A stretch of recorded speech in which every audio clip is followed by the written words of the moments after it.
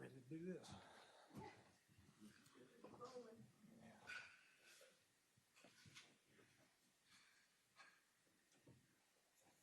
There we go.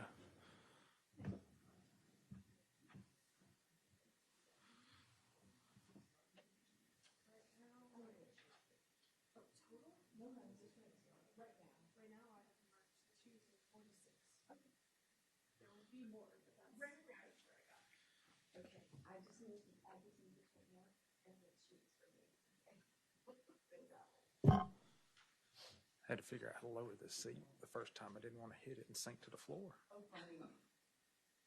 So every time there's another court for Jennifer Boyd, and we both do it. If she's in court, the seat is all the way down, and I come in and I'm in the right here, and I put it back up. And when she comes to court, and she's like, "Still haven't been in. Almost been here."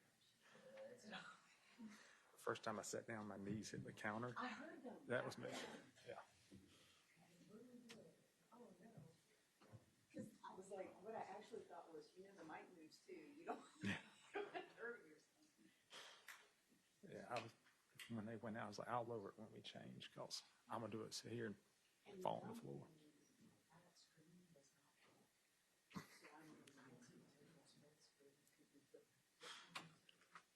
It's part of it.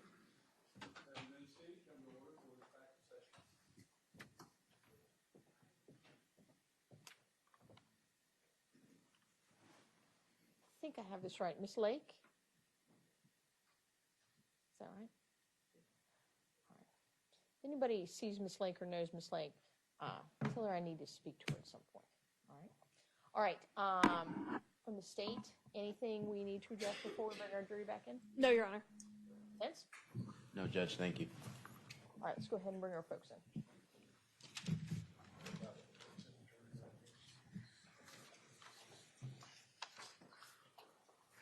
I'll leave this here.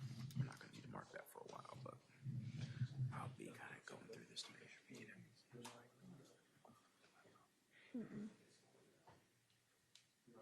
Yes.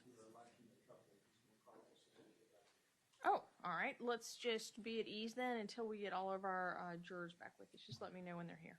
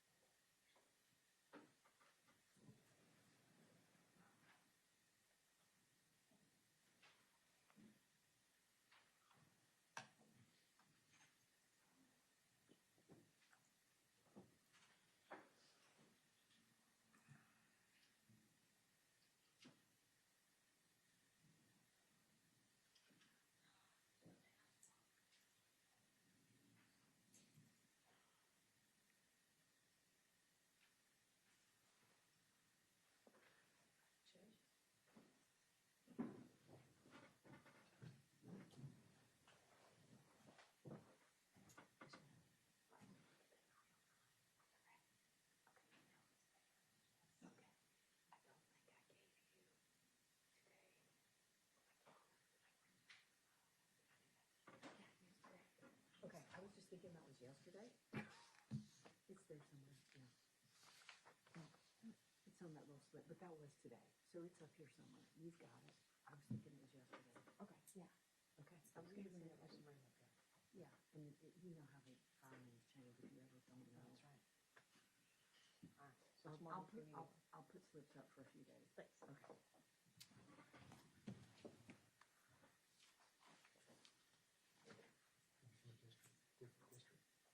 High point. I'm sorry. It's the second time I've been here. I love it. Yeah, we rotate every 6 months. Keeps us on our toes.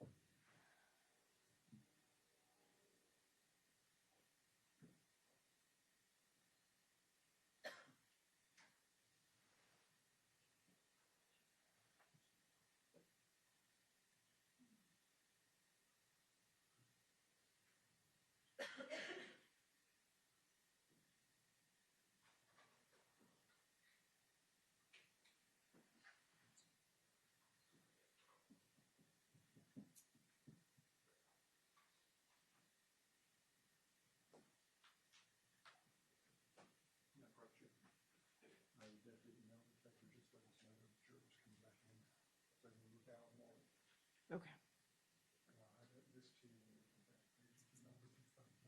Thank you.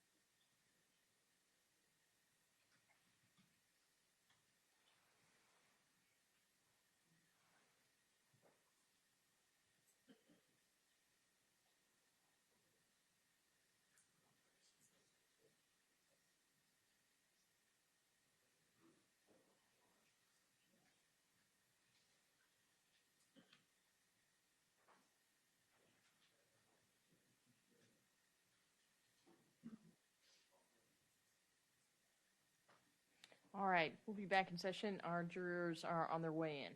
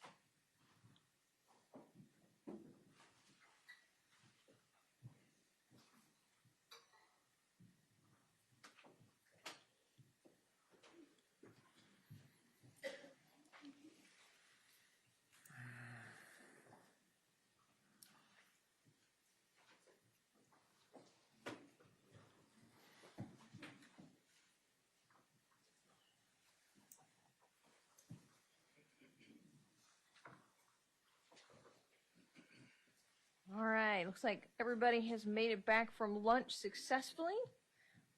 Ms. Orr, I believe the witness is with you. Thank you, Your Honor. Investigator Baldwin, at some point while you were on scene, did the local medical examiner's office arrive? Yeah, she was called and asked to respond. And what are your responsibilities when the medical examiner gets there?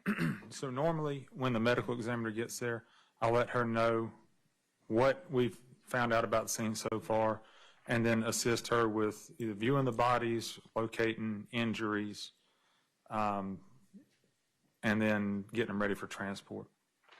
And in this case, can you describe what happened when the medical examiner arrived? So the medical examiner arrived. We reviewed the information that we'd had so far. We were able to identify Lyric based on her braces, jewelry, the mole pattern on her face with recent photos. And then we let her know that we suspected that the male was Devin Clark. We didn't have a photo available at the time, but we were going based off of a clothing description that was given about the time that he went missing. And what else happened while the medical examiner was on scene? We examined the body for injuries, located gunshot wounds. It was extremely hard to tell what was entry and what was exit. So we located those, explained the shell casings and stuff that we had found. And what were your next steps? After the medical examiner was to move the bodies and check them for other injuries. Generally, before the medical examiner arrives, we don't touch the bodies, don't move them in any way, so that they can see how it was when we found it. And did you assist with moving them then? I did. And can you describe that? Moving them? Yes. So generally, we roll them up and then either lift their shirt, lift their pants legs, stuff like that, look for additional injuries in the back or back of the head, anything like that that was hard to locate. And after the medical examiner has completed her assessment of the bodies on scene, what happens? They're loaded up for transport with final passage, and they're sent to the state medical examiner's office in Raleigh at that time. And why did they go there? For a full autopsy that's not conducted on scene. And did you remain on scene after, were you on scene when final passage got there? Yeah, and I helped load the bodies. And then what did you do? I returned to collecting evidence and photographing, generally processing the scene. I usually stop when the medical examiner arrives so I can assist them with doing their job, because mine's going to take several hours. And at the scene off of Buckhorn Road on September 18th of 2022, did you take a number of photographs? I did. Your Honor, may I approach the witness? You may.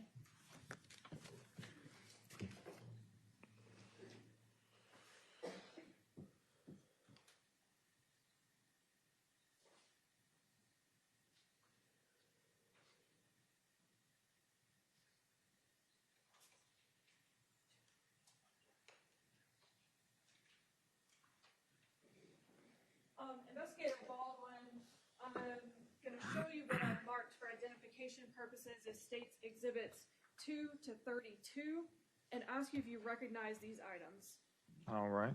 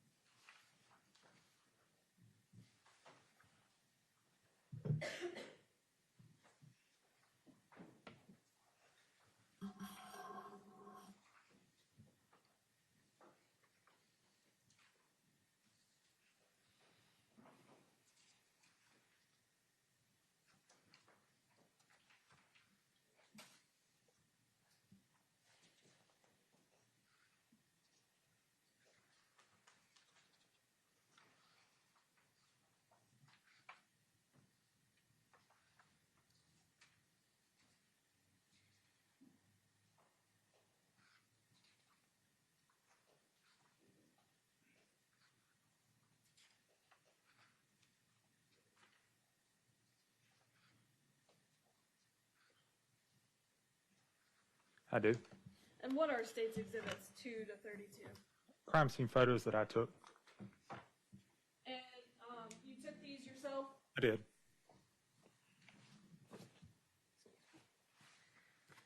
Did these photographs accurately depict the scene as you observed it on September 18th? They do. And would using these photographs help you explain the types and locations of the evidence you found when processing that scene? They would. All right, this time I would move to introduce States 2 through 32 as substantive evidence. Any objections? No objection, Your Honor. All right, States 2 through 32 will be admitted as substantive evidence. Thank you, Your Honor. And I'll ask if the witness could step down in front of the jurors. Yes, ma'am. Thank you. You may move Mr. Trapp so you can observe.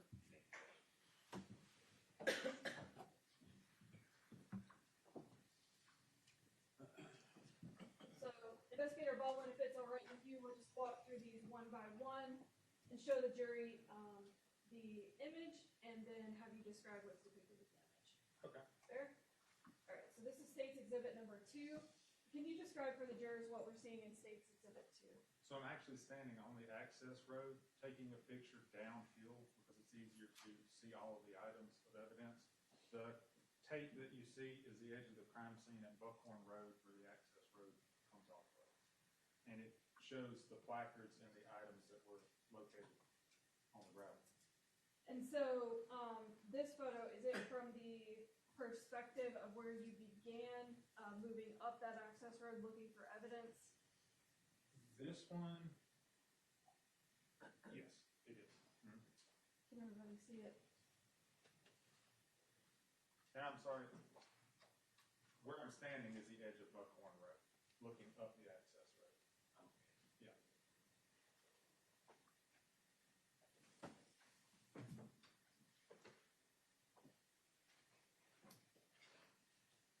I'll show you what's been marked as State's Exhibit 3 and ask you what's depicted in States 3. So 3, it's very hard to see, but this is the shell casing. It's right in between those two rocks. If you look very closely, this is what I was talking about gravel hiding shell casings and making them difficult to find. That was one of them that we located in the photograph. This is an example of a close-up picture that we take of evidence. The other one was a mid-range picture.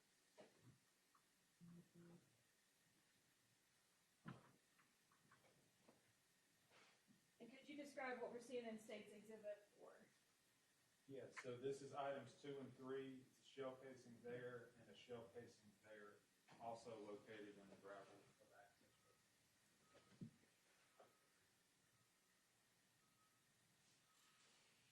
And it's also another close-up photo.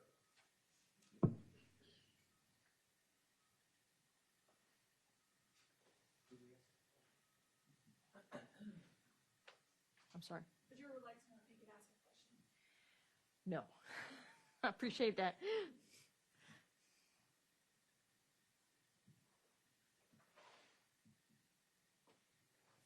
And State's Exhibit 5. So this is, because of the length of the access road, this is further up, and it shows, again, it's a mid-range shot showing multiple items of evidence and their relationship to each other across the access road. And so, in reference to State's Exhibit 2, previously published,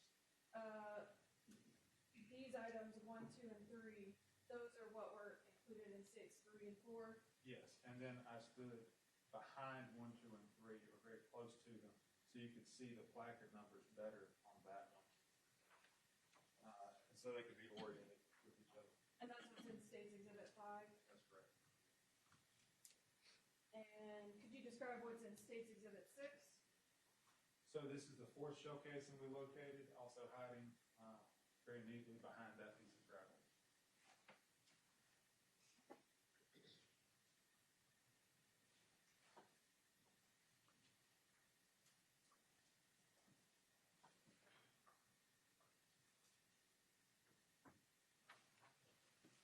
And how about in States 7? This one was actually a lot easier to locate. It's lying on top. It's another shell casing laying in the gravel on the access road.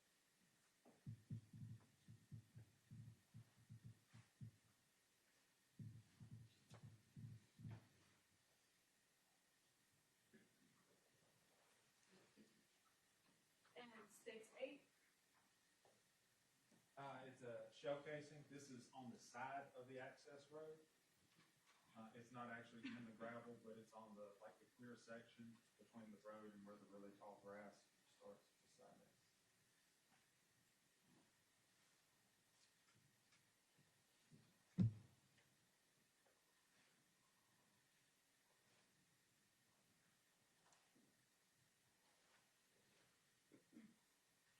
And States Exhibit 9?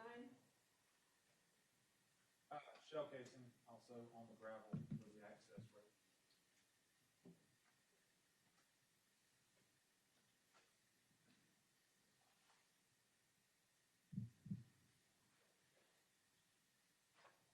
And States Exhibit 10? States Exhibit 10.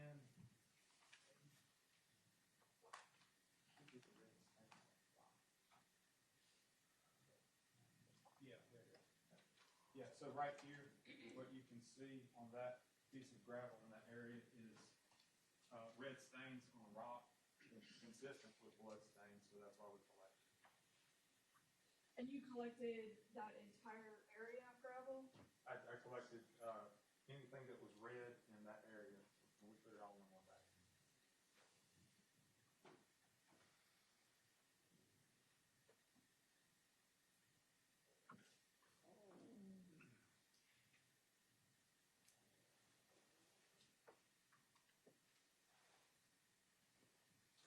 And then States 11? So this is, it's in between the mid-range and a close-up photo. What I was trying to show you was how close 8 and 9 were to each other, being the blood stains on the rock and 9 being more blood on the rock. It's just orienting you to how close they were to each other. And how about States 12? So that would be 9. That would be the blood. So you can actually see it trail up through here on multiple spots. It kind of makes like a wider S pattern up through the picture.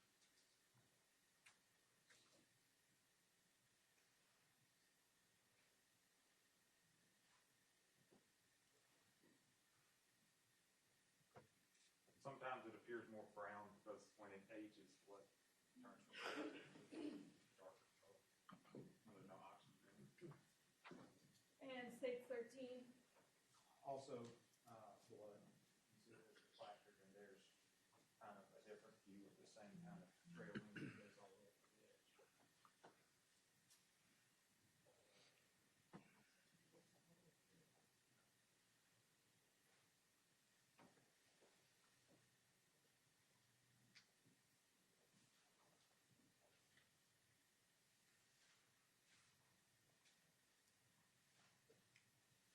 And how about States 14? So this is a view of the blood. The little flag here is the flag I put down for number 8 for the difficult to get in the picture and get everything I wanted. But it orients you from 9 through more of the items, 10, 11, and then stuff around the body. So it orients you from the blood to where the bodies are located, off of the access road. And what, if anything, did you notice about how that was oriented? So the shell casings move kind of, there's a couple right up front with that first picture, then the next step, there's several more with beginning of blood. And then off to the right of that, immediately, like right off the road, you can see in that picture, is where the bodies are. So in terms of a scene, they're relatively close proximity. And I'll show it states 15 and 16 together. Can you describe what we're seeing here? Flip-flops that were located in the tall grass. In that last picture where you saw 8 and 9, the two placards that were in the tall grass between the bodies and the standing on the gravel were those two flip-flops, but they were obscured by grass.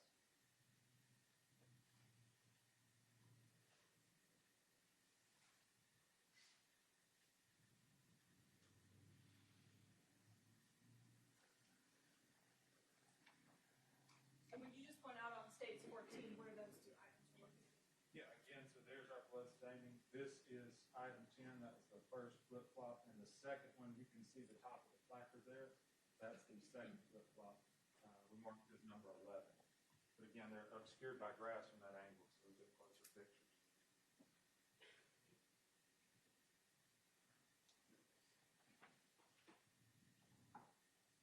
And states exhibit 17.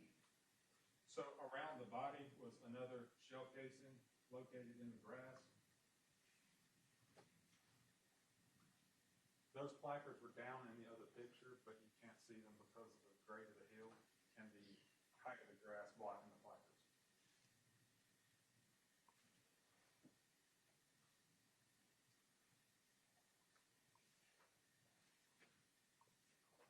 And states exhibit 18. Another shell casing. You can see it's relatively close to the last one. There's the corner of the placard. There it is, again in the tall grass. Now, these are over by the bodies. These are not in the road.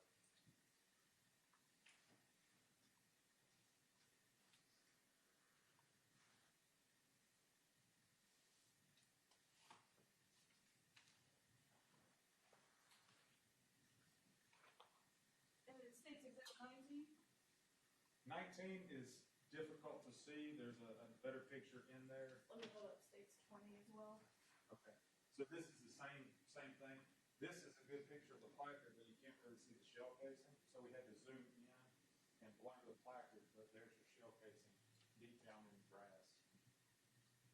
Again, these are all above the head of the bodies. So you have the access road, you have where the shoes are, you have the bodies, then the tall grass behind the bodies. This is where these shell casings are.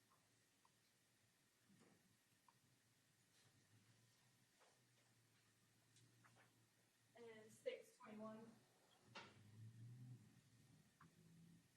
This is marking shell casings. And this is, all you can really see is the placards because of the tall grass. Like I said, we keep having to zoom in really close. And, sorry, Okay.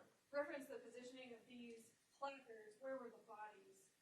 So, again, if these are the placards, if you turn it flat, if these are where the shell casings are laying, the bodies are here. So it would be above their heads. So the access road is, say, this is your access road right here that we photographed up. You have the flip-flops, the bodies, and then you have the shell casings right here. And they're relatively close to the bodies.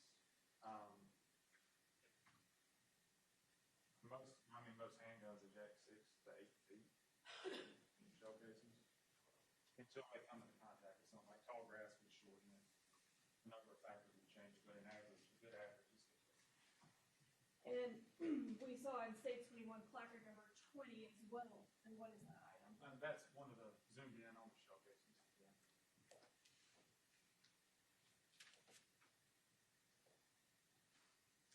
And should be noted, while collecting these shell casings and photographs, one thing we did note that they're all 9mm shells. So they're all the same caliber. I was gonna get there, just ahead of me. Okay. How about in states 23? That is just showing placards 17 and 21, and actually the wheel tape that I used to measure distance that I was telling you about. That's just showing their location next to Buckhorn Road at the very bottom of the access road as you're turning on. And do you recall what those items were? I want to say it was it would have been a vape pen and a cigarette butt, or a broken chip clip. And based on your assessment of the scene, did you think those two items had any evidentiary value? I did not. There's a difference in evidence and trash that you find at a crime scene, especially along a busy road. These are determined to be trash. On the side of the road, right now, the road, anybody put cigarette butts out. And how about in states 24? So right here at the bottom of it, you see the blood stain on the rocks again. I'm sorry, the red stain on the rocks. We assume it's blood. That's why we collect it.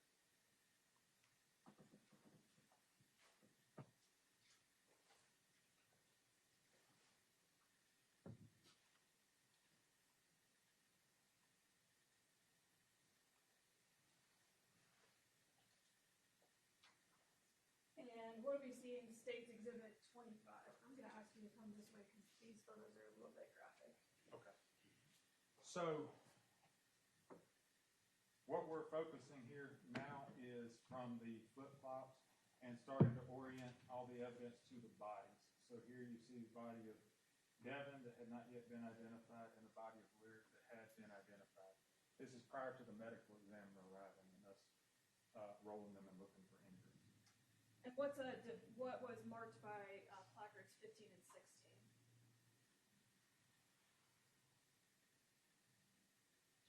I don't have to look. Shell casings probably. Yeah, I would have to look at the list.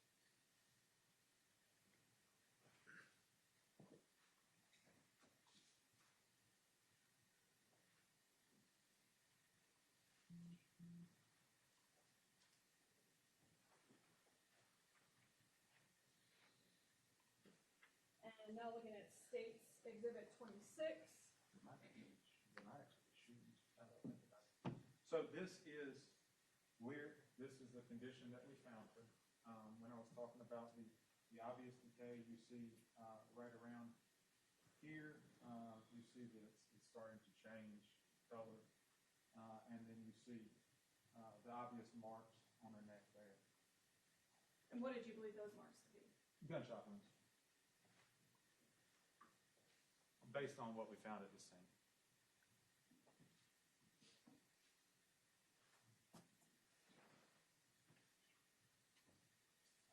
That's also how we identified her with the jewelry and the mole patterns. And States 27. So this is, like I talked about, once the medical examiner arrives, we use clothing to determine if there's any injuries that we did not see. Because she's wearing a black shirt, it wasn't immediately apparent there were injuries, but when we lifted her shirt with the assistance of a medical examiner, you can see there's more injuries.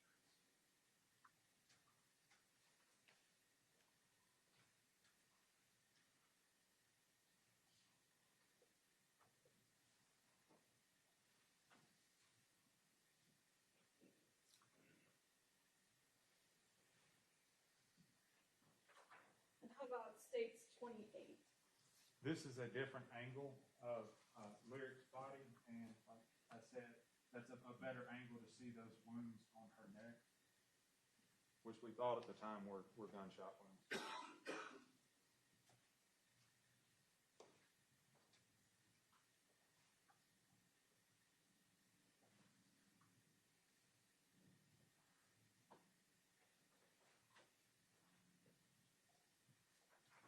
And States 29.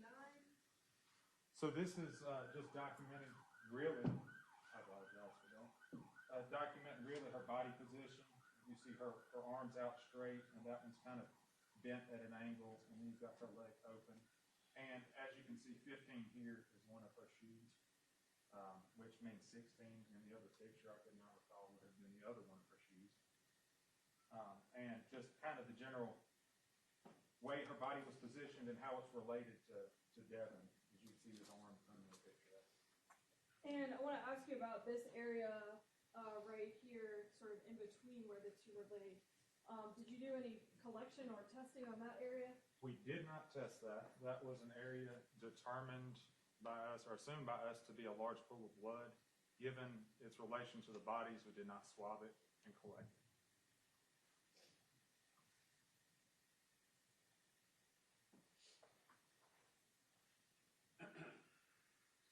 Next, State's Exhibit 30.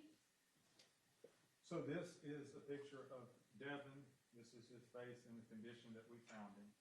You can see swelling that occurs and the color changing, same as Lyric. So it's been there about the same amount of time. And we took this so that we could compare it when we got a good photo of Devin, so we could compare it, try to identify.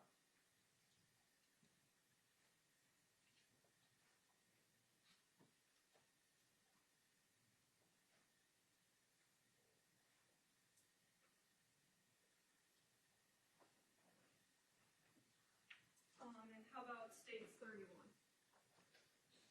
So in this one, this was just a general positioning of Devin with his arm outstretched and that one kind of curled up and both of his legs straight. One thing we did note was the position of his pants. They're lower than normal, but his underwear is still in place.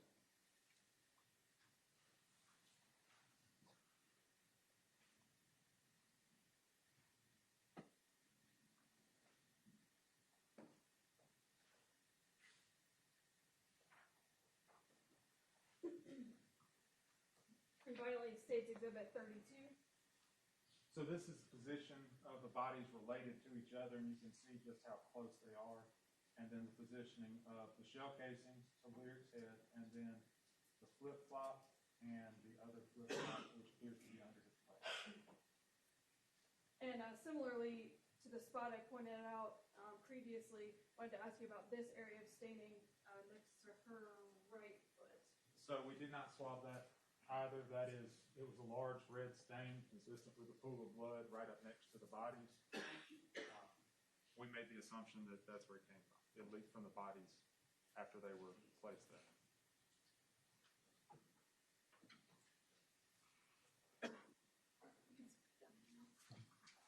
Thank you.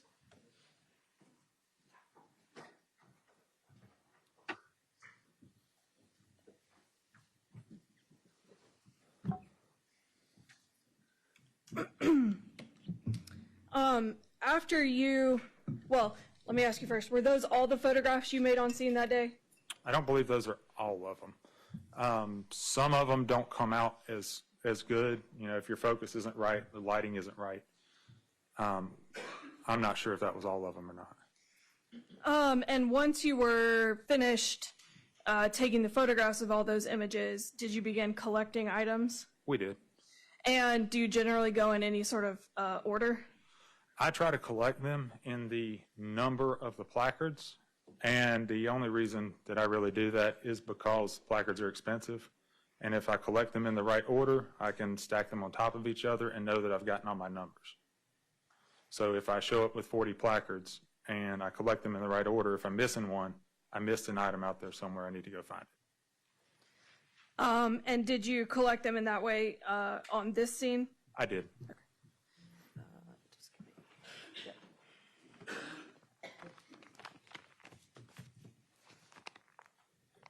May I approach the witness? Yes, ma'am. Actually, give me the other two as well.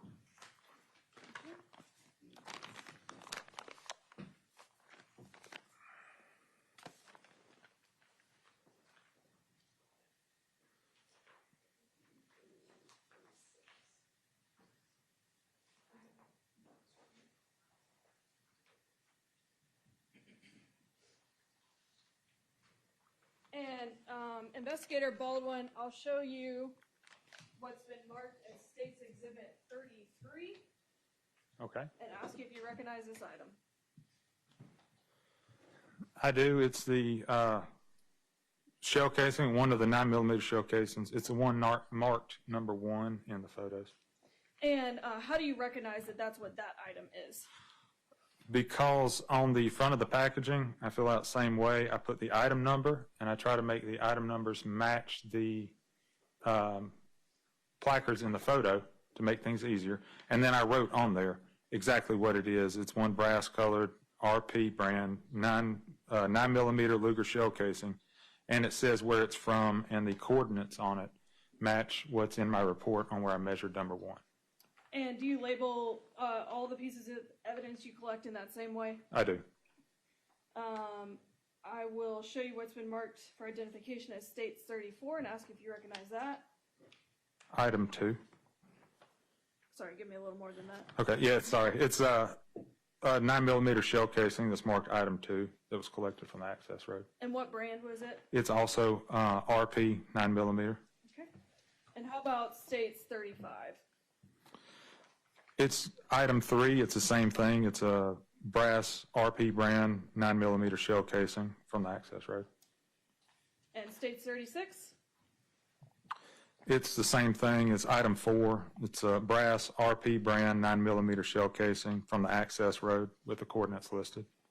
And how about 37? It's the same thing. It's a brass 9mm RP brand shell casing from the access road, and the measurements on there. And States 38?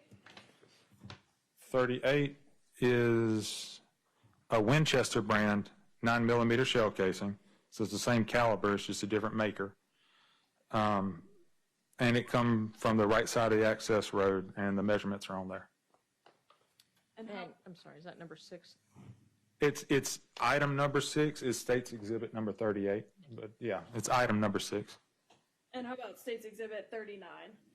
This is item 7, and it's a brass Winchester 9mm shell casing from the access road, and the measurements are on there. And how about States Exhibit 40? So 40 is item 8 in the placards. It's the rocks with the red stains. We collect the entire rock and send it in for testing instead of just swabbing it. And States Exhibit 41? This would be item 9 that we collected, and it's also rocks with red stains, and it came from where the placard was. The measurements are on there. And how about States 42? This is going to be item 12. It's a brass RP brand 9mm shell casing, and it's from the access road by the victim's head, and the measurements are on there. How about States 43? It's item 13. It's a brass RP brand 9mm shell casing, and it is from above Lyric's head off the access road. The measurements are on there. States 44? Brass RP brand 9mm shell casing from above Lyric's head, and the measurements are on there. States 45? This is 18. This is the rocks with the red stains that we showed you where placard 18 was. And States 46? It is a brass RP brand 9mm shell casing, and this one was also above Lyric's head off the side of the access road. The measurements are on the package. Thanks. Now, there's a bunch of writing on the back of these envelopes, and I'll use States 46 as an example. Can you hold that up and describe what the different areas of writing are on there? Yeah, so up here is the seal. When I put it in here, this just folds like a manila envelope. This is paper tape. I put paper tape on there, and I sign the edge of it so I can tell if anybody has opened this behind me to make sure it's the same item. Down here, what you have is a crime lab sticker where it was sent to the crime lab to be tested, and that's how they track it. This sticker is how I track it in our system. That sticker is how they track it in their system, and that's where they signed for it, saying that they received it on that day and time, and it was received by AH in evidence intake. Then you have on the side here where it was sent to testing, and it was tested on 9/19 of 22 by BAR, and they would know who that is. It's the lab technician that tested it. And they cut it, and then they taped it shut, and they sealed it with regular packing tape, which you can do, but they signed half on and half off so that you can tell if it's been tampered with.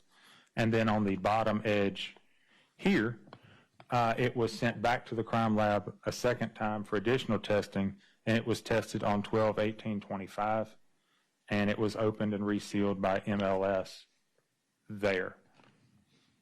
And in your years of experience, this is typically how you receive packaging back from the state crime lab. That's exactly how we received it. Your Honor, this time I would move states 33 through 46 into evidence.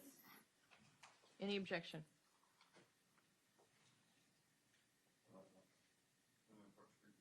Yes, sir.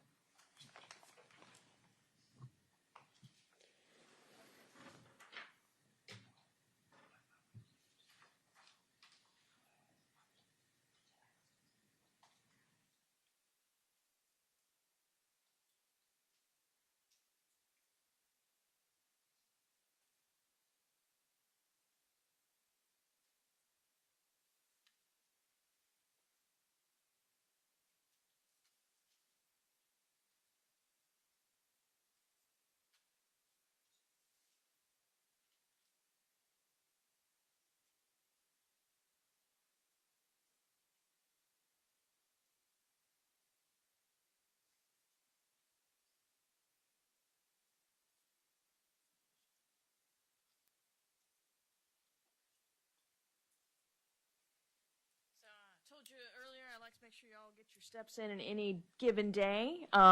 We have one of those issues, just those legal issues that we kind of need to talk about outside your presence just for a couple minutes. So please remember my instructions. Everybody leave your notepads in your chair. Everybody else, please remain seated. This time I'm just going to ask the jurors to step back to the jury designated room.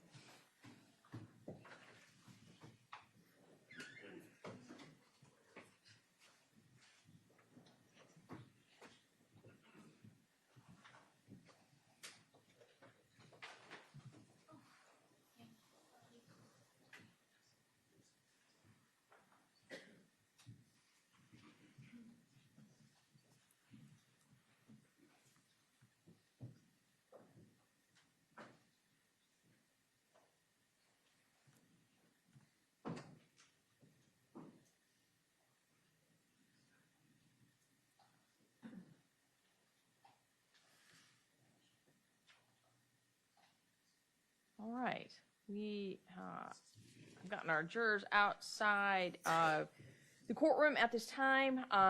When Mr. Trapp came up, he was expressing some concerns about the introduction of the evidence. It was getting a little complicated, so I suggested we send the jury out. Mr. Trapp, would you put your objection on the record? Absolutely, Your Honor, and I didn't formally object before the jury walked out, but we did approach, and I, after hearing Investigator Baldwin talk about the details on this envelope, it made it clear that at some time he had control of this and he wrote down what was in it and where it was located, but then he mentioned that other individuals had then had access to the contents of this envelope. One was in 2022 and one was as recent as December of 2025. And so my statement or my question was, since he was not the last one to kind of handle and open the items and contents therein, he can obviously identify this envelope because his information is on there, but the contents, I believe, based on chain of custody, might be better suited for the last person to test or analyze these items to confirm this was the item that I got from either the Orange County Evidence Department or got from another expert, and then we in turn sent it back to Orange County, versus us saying that because this is a brass item, this is what I found 4 years ago in September. That's where I was going, and trying not to be too complicated with it. I'm sorry, Judge. You don't need to apologize at all, Mr. Trapp. You're working hard on behalf of your client. What I indicated is that if you chose to object to the admissibility of this evidence based on chain of custody, that you certainly can do that.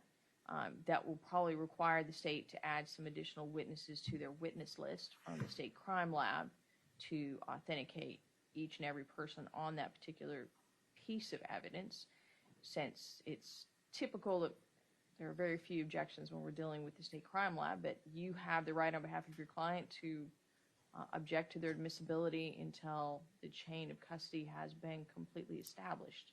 And is that what you're doing at this time? I'm going to confer with my client beforehand, but that's what we were just discussing, so one moment. Yeah, Judge. go ahead and take a moment to talk to your client.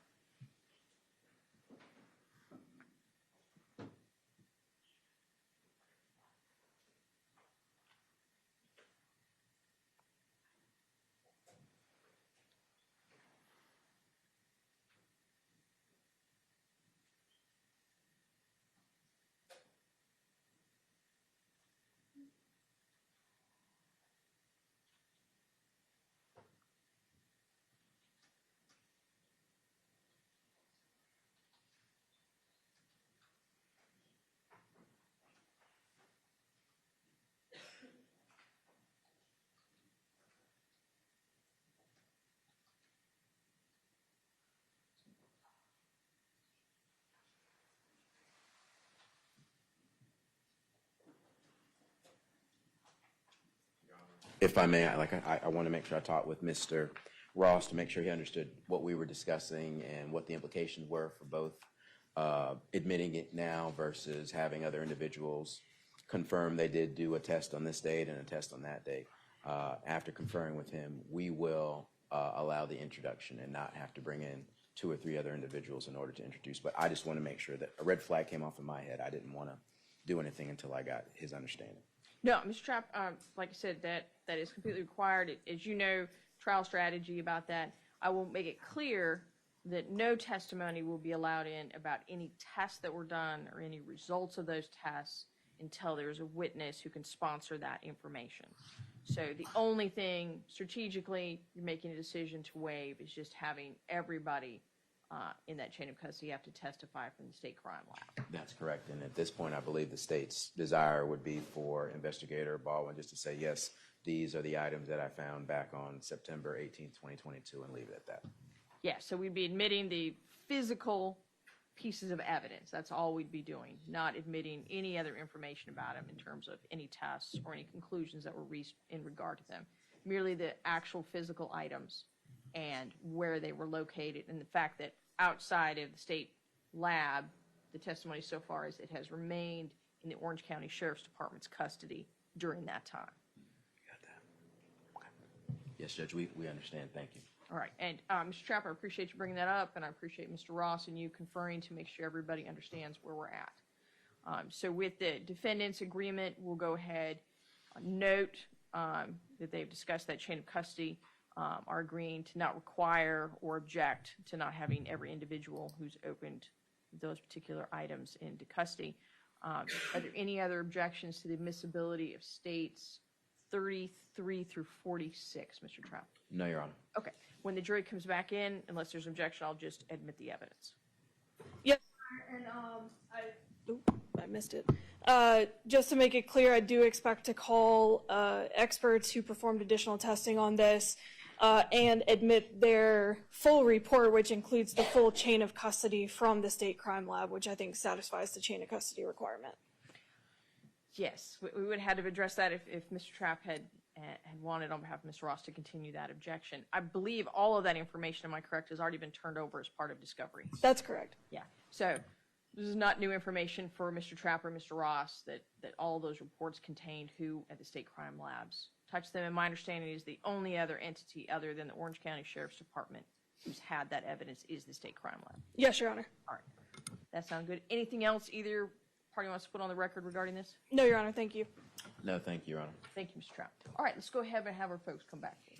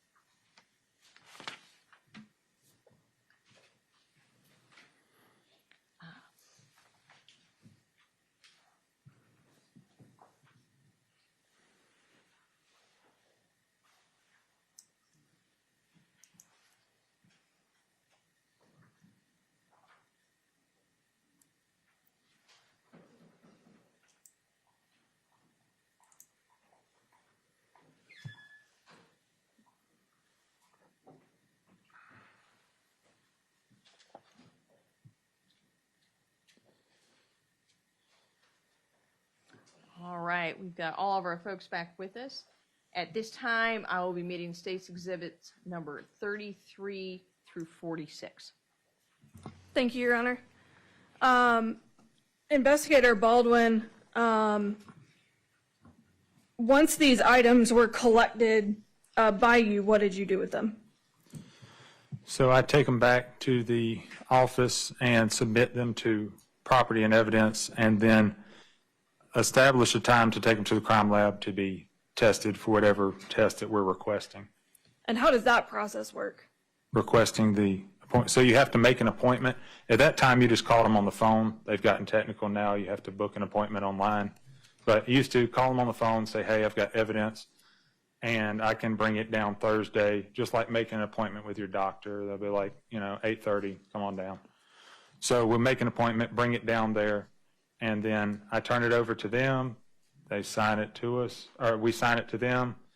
They print out a receipt. They take it to their storage, and their people test it. And then we go back.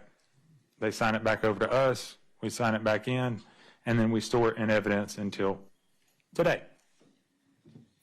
And are there restrictions on the types or number of evidence that you can bring to the state crime lab? Yes, and in homicide cases, your first submission can contain 10 items for any specific discipline. Disciplines are broken up in biology, so DNA, that sort of stuff, firearms, so any examination of the shell casing to determine if it's been related to any other crimes or if it came from the same weapon, what caliber it is, all that sort of stuff. Trace does hair and fiber, so you can do 10 items per discipline the first time on a homicide, and then 5 every submission after that. But you have to wait for all of them to come back before you can resubmit more. And were there a number of items in this case that were taken to the state crime lab? There were a large number of items that were taken. Investigator Baldwin, did you perform any gunshot residue testing on the 2 victims in this case? I did not. And why not? Normally that's done at the medical examiner's office at the request of the investigating officer. The reason we did not in this case is because GSR is short for gunshot residue.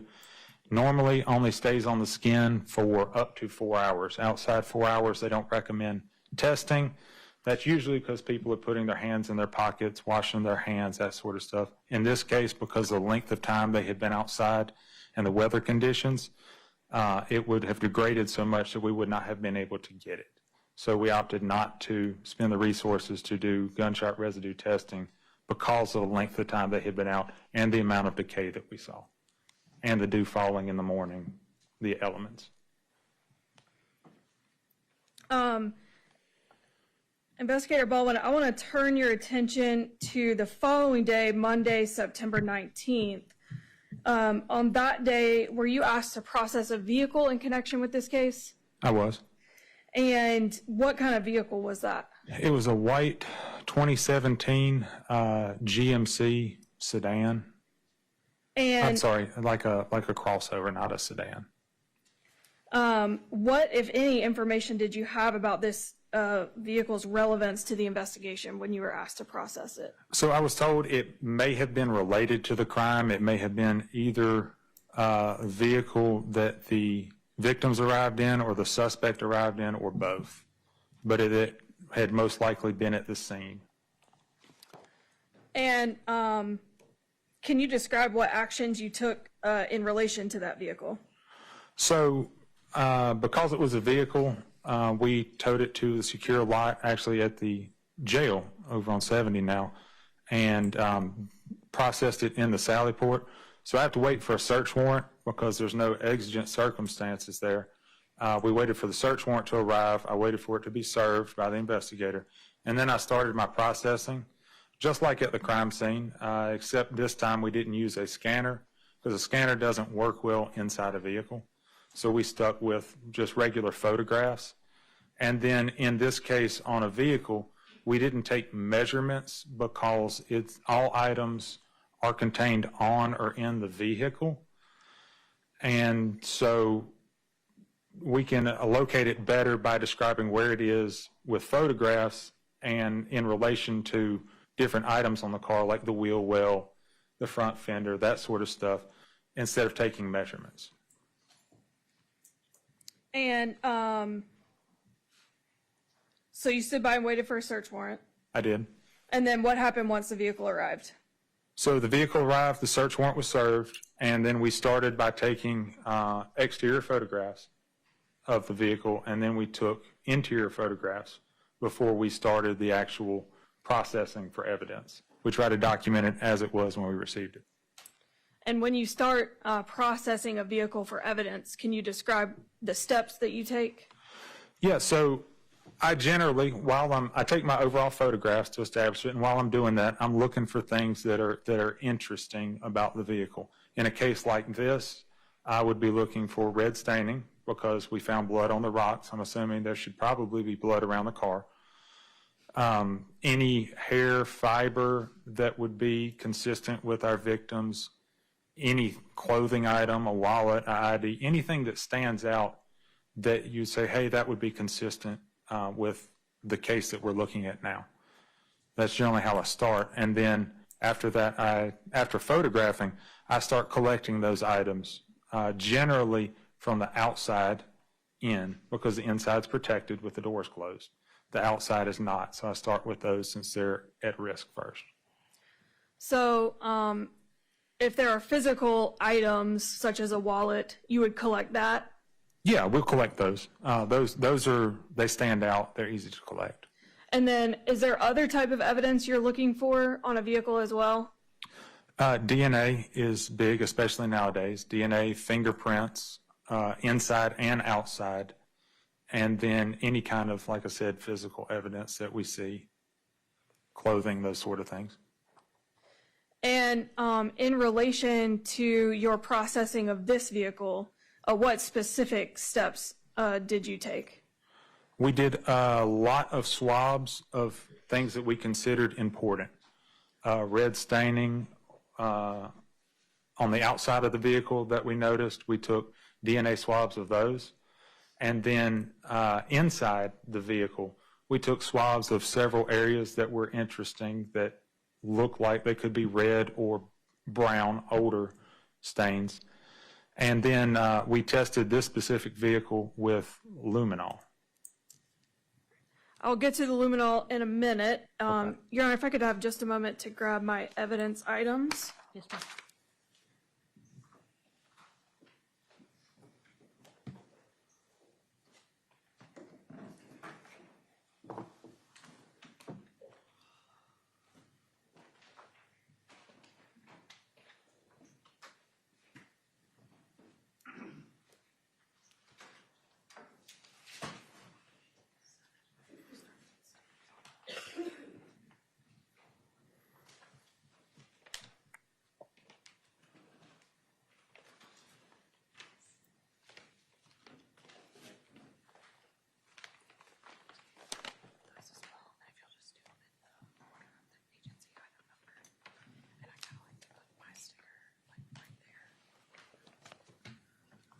Give me the photos.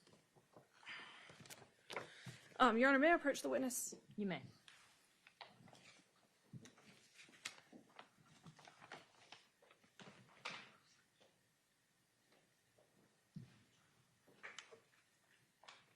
Investigator Baldwin, I'm going to show you what I've marked as State's Exhibits 47 through 55 and ask you if you recognize these.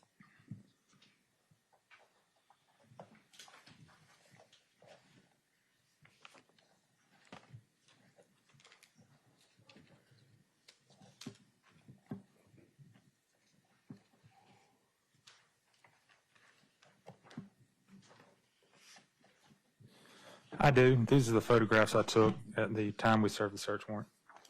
And do they accurately depict what you observed on September 19th when you were serving the search warrant on this vehicle? They do. Your Honor, at this time I would move States 47 through 55 as substantive evidence. Any objection? No objection. All right, states 47 through 55 will be admitted as substantive evidence. Thank you, Your Honor. And Investigator Baldwin, when you start collecting swabs, can you describe for the jury how you keep track of what it is you're collecting? Yeah, so initially, before we collect it, remember how we put down evidence placards in the crime scene? We do the same thing in the terrain. It's actually a GMC terrain. I saw it in the photo. We put stickers on there with numbers on it. So say there's a blood swab or a red stain like right here in this area, I'll put my sticker here or maybe up here close to it so that I can photograph it. And then when I collect it, I'll note which, in the photograph, which came from where. And I try to use fingerprints, I try to use a letter so that it doesn't get confused with blood swabs. So I use number stickers for blood, and I try to use letter stickers for fingerprints.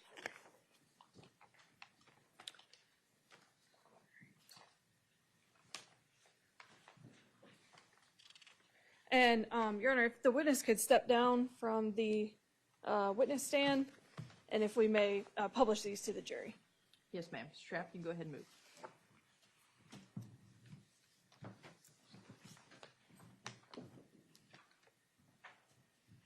And so Investigator Baldwin, Vanna White, again, I'll show you what it states Exhibit 47, if you'll describe for the jury what we're seeing here.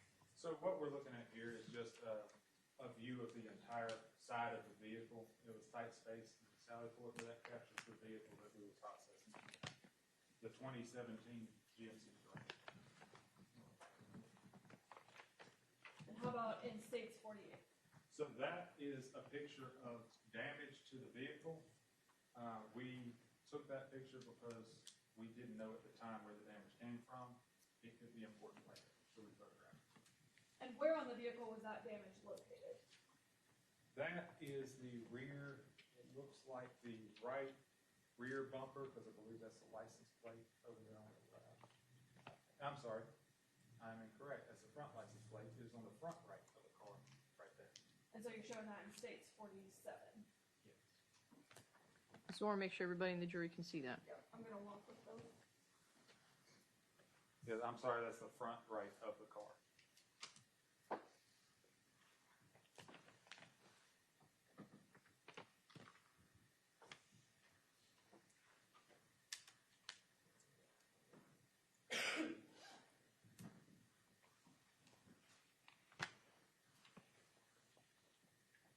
And then can you describe what we're seeing in States 49?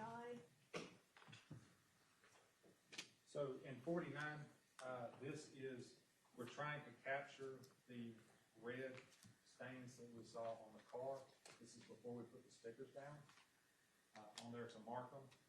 And the reflective surface is making it difficult, but you can kind of see in there the red that we're trying to photograph.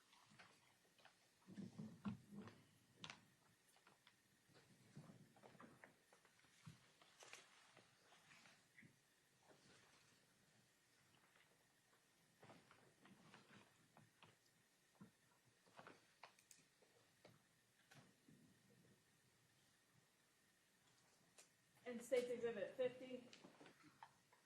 Almost the same photo, but this time we put our stickers down. So it lets us locate where we're trying to, or draw your eye to where we're trying to photograph, and we'll later collect.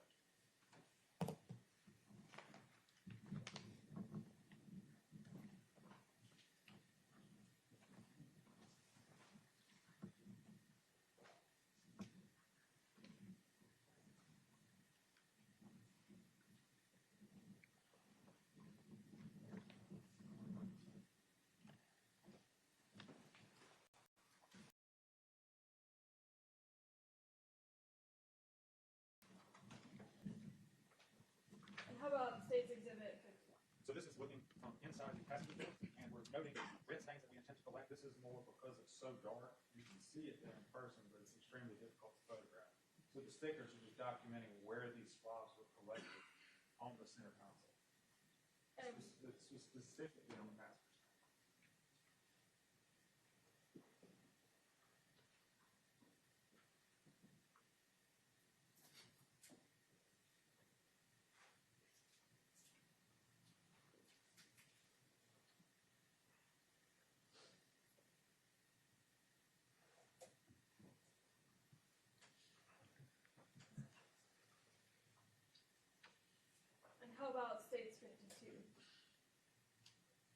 This is a close-in shot. I was trying to capture something I intended to collect.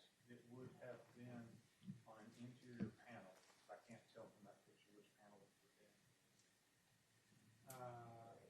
It would have been the lower edge of the center console. So in that other picture, it should be the one at the very bottom. No, I'm sorry. This is the driver's side of the console. So from the other side of the console, on the very bottom.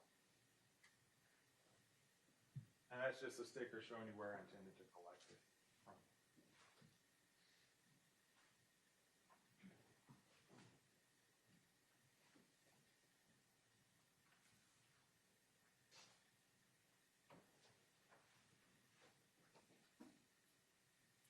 And how about in States 53?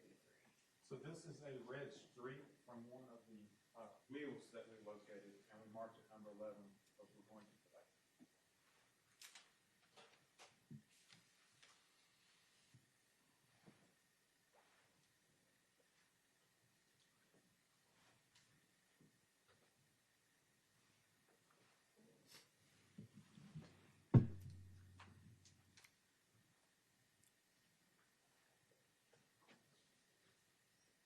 And what about States 54? So 54, that is a sticker indicating where we were trying to lift a print. And because you can see that's an M there, and then two more spots where we intended to swab, and then a side view of how they're oriented on the outside of the car. The passengers' front and rear doors. Did you say that's an N there or an end there? In for Okay. north. Yeah. Yeah, our stickers come with directions, north, south, east, and west. So we have to do that.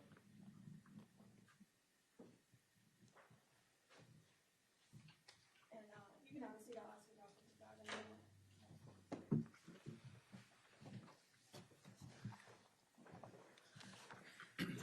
So, Investigator Baldwin, each of those places that you just described had a sticker number. Did you collect swabs from those areas? I did.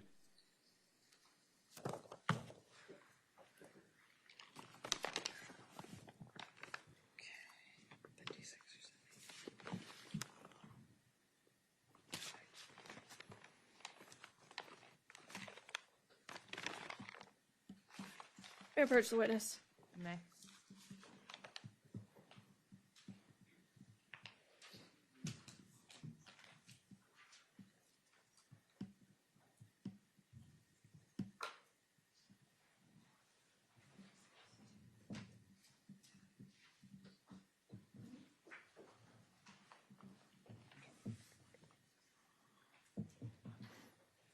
Investigator Baldwin, I'll show you what I've marked as States Exhibit 56 and ask you if you recognize this item. I do. It's a swab from the right front fender of the terrain over the middle of the tire. Did you collect all the swabs yourself? Yes. And how about States, did you have a sticker number on there? I don't on here. It should be documented in my report, I believe. And would having a copy of your report help you remember which sticker number goes with which item? Yeah, it would. Either that or the pictures.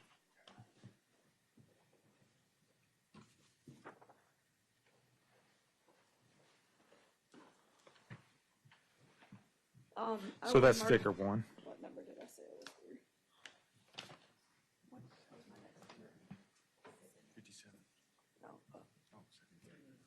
I'll mark his report as States Exhibit 73 for identification purposes. Not seeking to admit that, though. No, Your Honor. Just for identification. Let me just stick that on the back. Yeah. It's number 70. 73. Got it. Oh, okay. Yes, ma'am.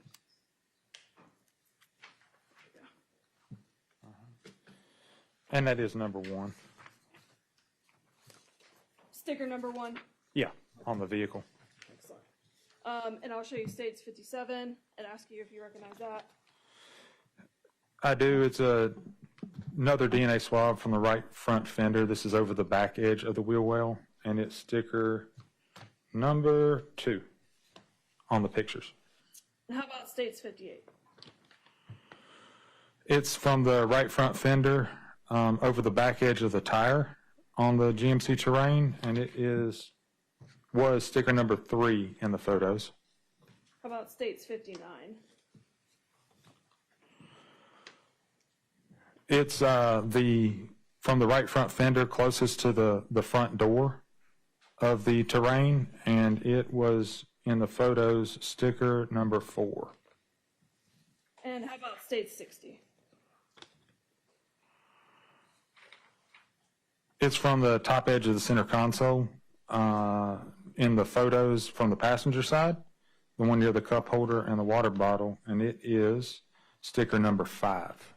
And how about number 61?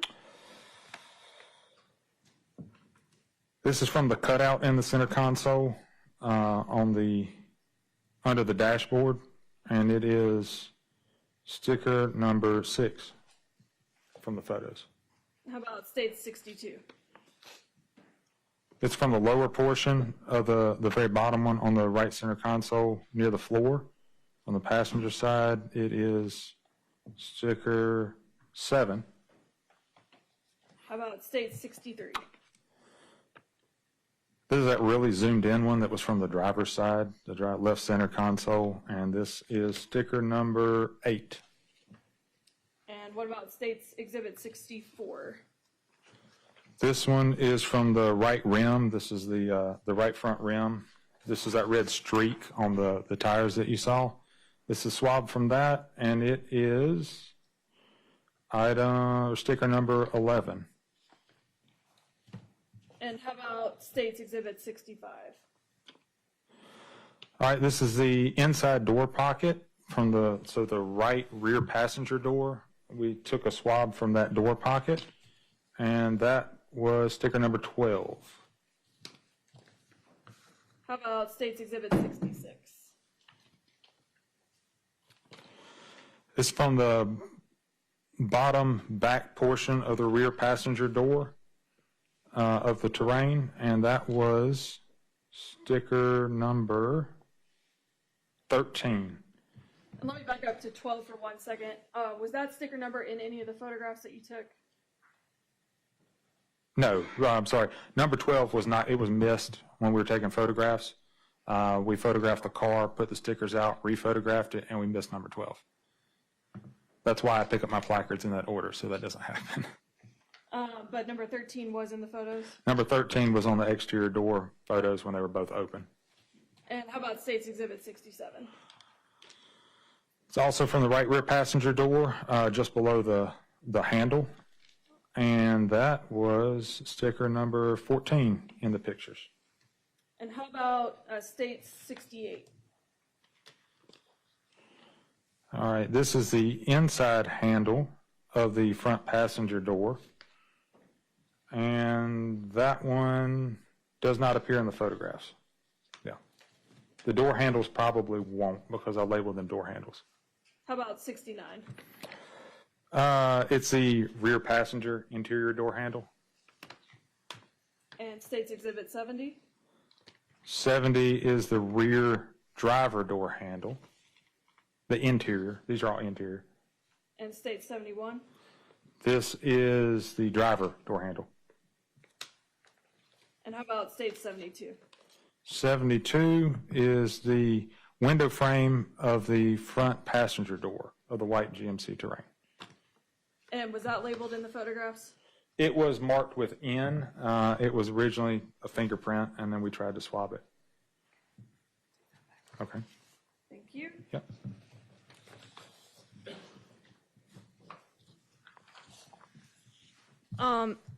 You mentioned just now that some of those swabs came from the interior door handles of the vehicle. That's correct. And may I approach again, Your Honor? Yes, ma'am. Showing you States Exhibit 55 that's already been marked and entered. Would you just point out which area of the door handle you're talking about when you say the interior door handle? Yeah, so if you look right up here, in most modern cars now, you've got a little handle that you grab and you pull out. When we swab the top and the back side of that because that's where you come into contact with it when you pull it to open it. So any of our interior door handle swabs were swabbed the same way, and it came from that location.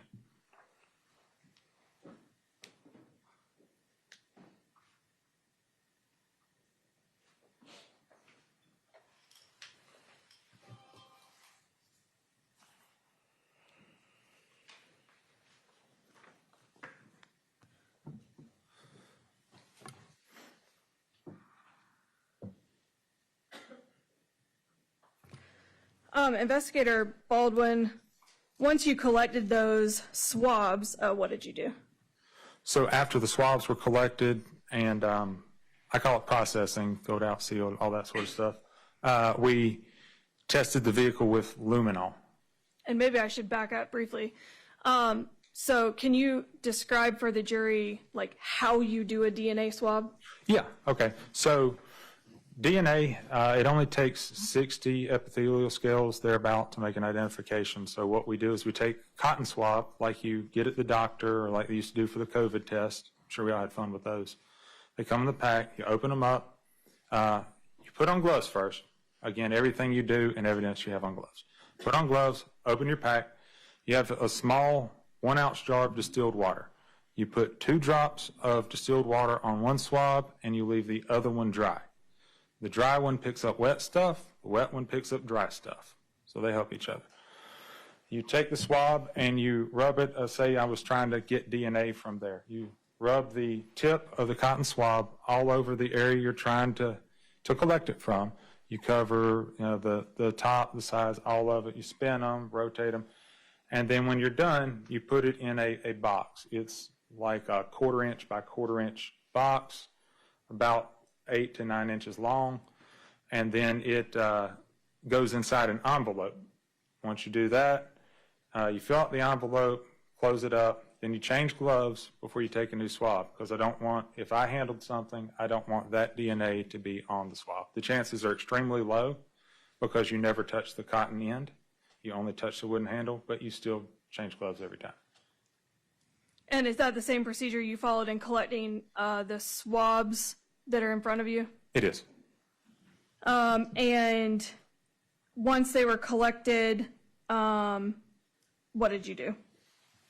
Then we processed, after we stored them, I stored them in a vehicle. I have a lockbox in the vehicle I store them in, and then we processed the interior of the vehicle with luminol. And what is luminol? It's a chemiluminescent substance that you spray. It comes in a spray bottle, and you put 3 tablets in it, and you gently mix it. You don't shake it very hard, don't turn it upside down. You gently mix it and give it a couple of minutes to dilute. And then when you spray it, it reacts with the iron in the hemoglobin in the blood and causes it to glow blue, a very bright blue. Like we all had glow sticks as a kid. Remember the blue glow stick that had that really blue electric glow? It glows like that. And are you trained in the use of luminol? So there's no specific certification. I did in my basic and advanced crime scene, we did cover luminol, and I have performed it successfully in prior cases. And what is the benefit to using luminol? So luminol detects blood, or detects things that could be blood that may not be visible. Like I said, it reacts to the iron, and especially inside vehicles in cloth, on plastic, stuff like that that's very dark, like this vehicle. It illuminates it bright blue and allows us to see it, know that that's something that we need to collect, or determine that it's not something that we need to collect. And did you do the luminol testing after you did the DNA swabbing? We did. We did the swabbing on the stuff that we could initially see in the vehicle, because there's no need to luminol that. We see it, we know it's there, we collect that first. Then we process it with luminol to see if there's anything that we missed. And can you describe, did you use luminol on the vehicle in this case? We did. We had to create a dark environment because it works best in low light, and then we process it with luminol. How did you create a dark environment? So lights were a problem because we're in the city, so we put it under a tarp. And we went under the tarp inside the vehicle and then processed it with luminol.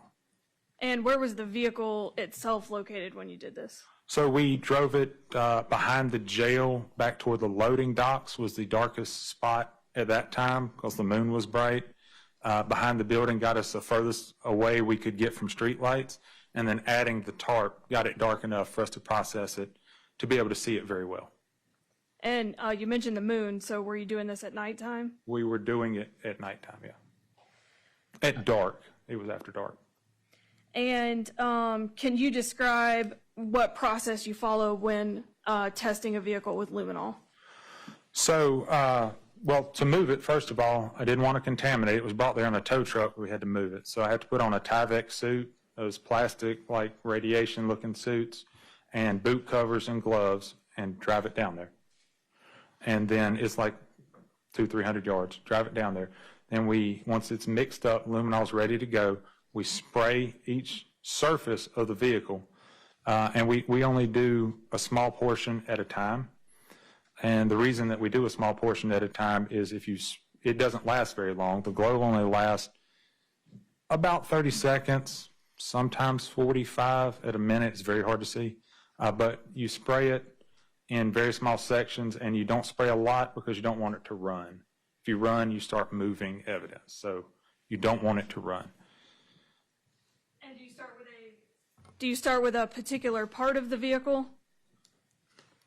Generally, I do the exterior first. I always process outside to inside, if at all possible. And is that how you did it in this case? I believe it is, yeah. Can you describe what you observed when using the luminol on this vehicle? So when using the luminol on this vehicle, there are several areas that lit up. You spray it, over the fender or places like that. If there's spots that we missed, it lights up blue. I know in this one, inside the vehicle, there was a very large spot on the roof, on the interior roof, that glowed very bright blue. And were other investigators with you when you were doing this? I believe at the time Sergeant Hendricks was there and trying to assist me with photographs. Like I said, I'm spraying it, trying not to make sure it runs. I need help with photographs. So I had the sergeant at the time try to assist me with photographs of luminol. And were there areas that reacted with the luminol on the exterior of the vehicle? There were a few, yeah. And were there areas on the interior of the vehicle, other than what you mentioned in the roof, that reacted with the luminol? Interior, I don't recall. I recall the roof the most, but I don't recall that. And can you describe in a little more detail what you observed on that interior roof? So in that vehicle, there's a dome light. Most cars have them, and it's got the buttons you use to cut it on and off. So when we sprayed the roof as we were coming by, they looked like a handprint. You could see a thumb and 4 fingers, and it looked like very long drag marks for the fingers up until the palm made contact, and there was a little bit of drag on the palm. Kind of like you missed your dome light. You reached back to hit it, you missed it, and then came forward to find it. It's kind of what it looked like on the roof. When you were observing that vehicle with the naked eye, did you see anything there? It was not visible with the naked eye, no. Are there other substances that can react with luminol? Yeah, like I said, luminol reacts with the iron and the hemoglobin in the blood to give you that glow. Unfortunately, other substances will react with them, namely a lot of cleaners will react with them. And generally, if they're reacting with something other than blood, they'll be dimmer or have a more white look to it. But they do react with other items. What type of cleaners might it react with? Clorox.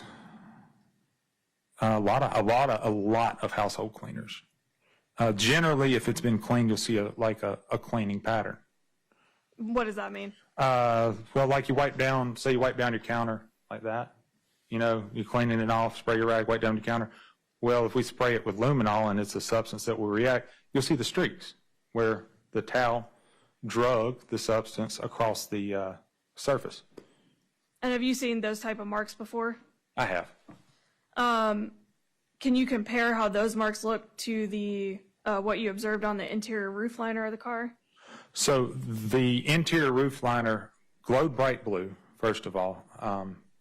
It wasn't as dull or whitish, and it did not have the cleaning pattern that you would expect from a rag or cleaning surface. It very clearly looked like a hand with drag mark fingers.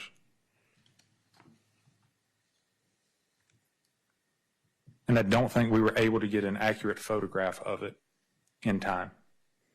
And did you take any further steps related to that dome light area after the luminol? Yeah, so because it's cloth swabbing, it's very hard. So like we did with the rocks, we just took the entire item. So when it glowed blue, we figured this is the section that it glowed blue, so we cut a section out of the roof liner and took the entire item to be tested instead of trying to swab it and get those cells.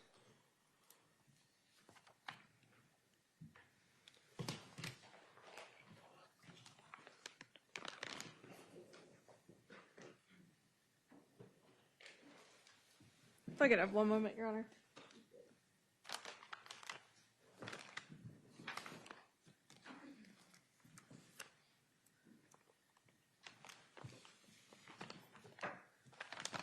May I approach the witness? You may.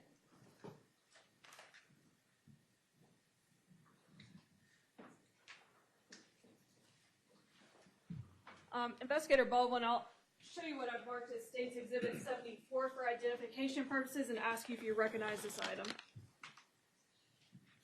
Yeah, this is the area that I cut out around the dome light from the roof of the GMC. And after you cut it out, what did you do with it? I packaged it up and then took it to the crime lab for testing. Or I don't think I did earlier, but at this time, I would move States 56 through 72 and 74 into evidence. All right. First, any objections to states 56 to 72? Those were the swabs taken of the vehicle. All right. States 56 through 72 will be admitted. And as to states exhibit number 74, which is the lining of the roof from the vehicle, any objection? No objection. All right. State 74 then will be admitted. Thank you, Your Honor. Are we at a good stopping point? Yes, Your Honor. All right. All right, ladies and gentlemen, even while y'all are in court, my wonderful, fabulous court reporter has to keep writing everything down, so we need to give her a break. So what I'm going to do is please remember all of your instructions. Please leave your notepads in your chairs. We'll have everybody else remain seated. We're going to take our afternoon recess for 15 minutes. Thank you.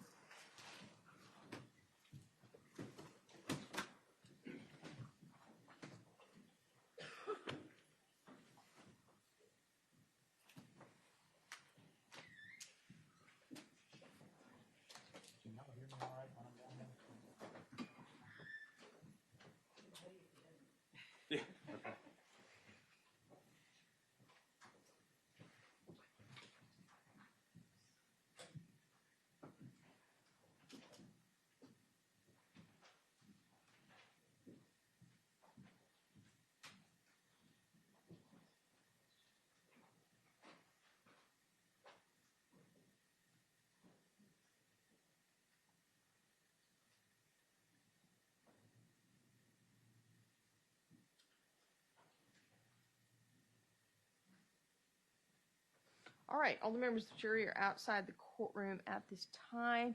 Anything else we need to address on behalf of the state? No, Your Honor. On behalf of the defense? No, Your Honor, thank you. All right, we'll be in recess for 15 minutes, please.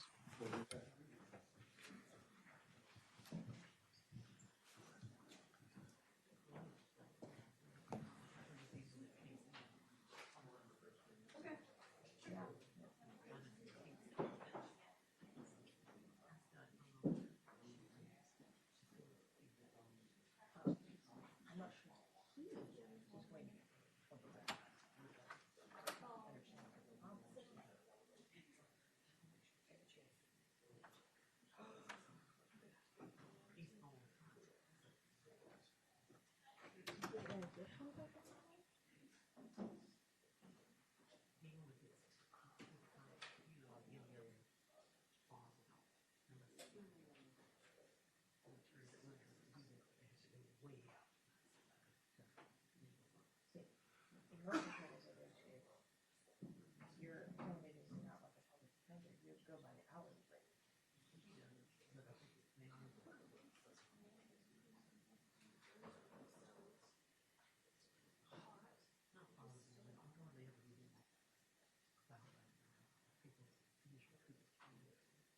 I'll check with Jamie and see what she says. Although I can't call Jamie right now.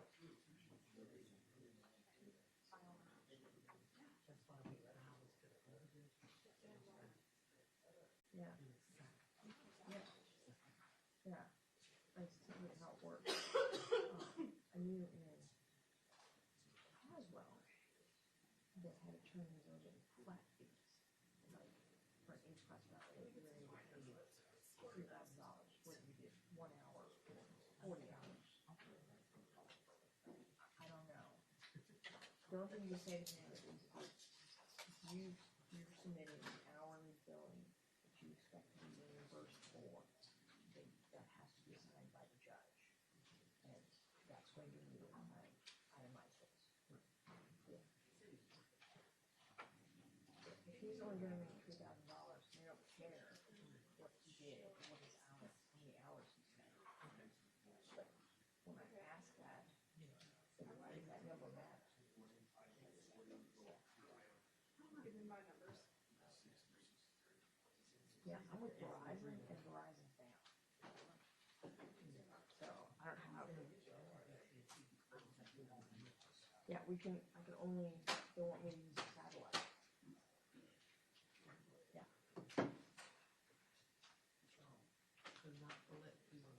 Verizon's down. Yeah, I was just saying, they want me to use the satellite. Walked away from the building at lunch to get my sandwich. Too far away to get internet. Yeah.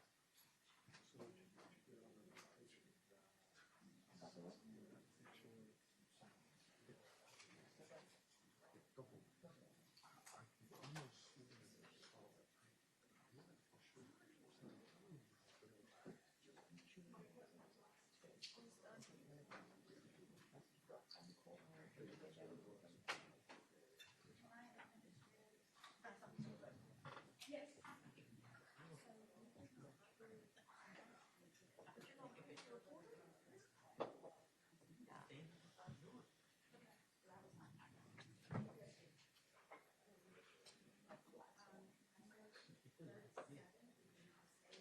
All right, I'll be back.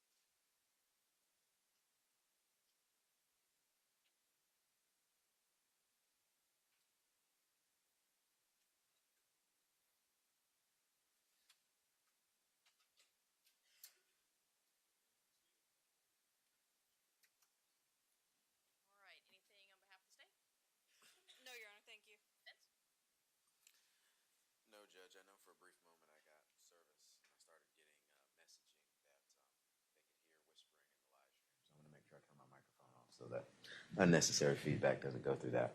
Other than that, no. All right, thank you very much. Let's go ahead and bring our jurors back in.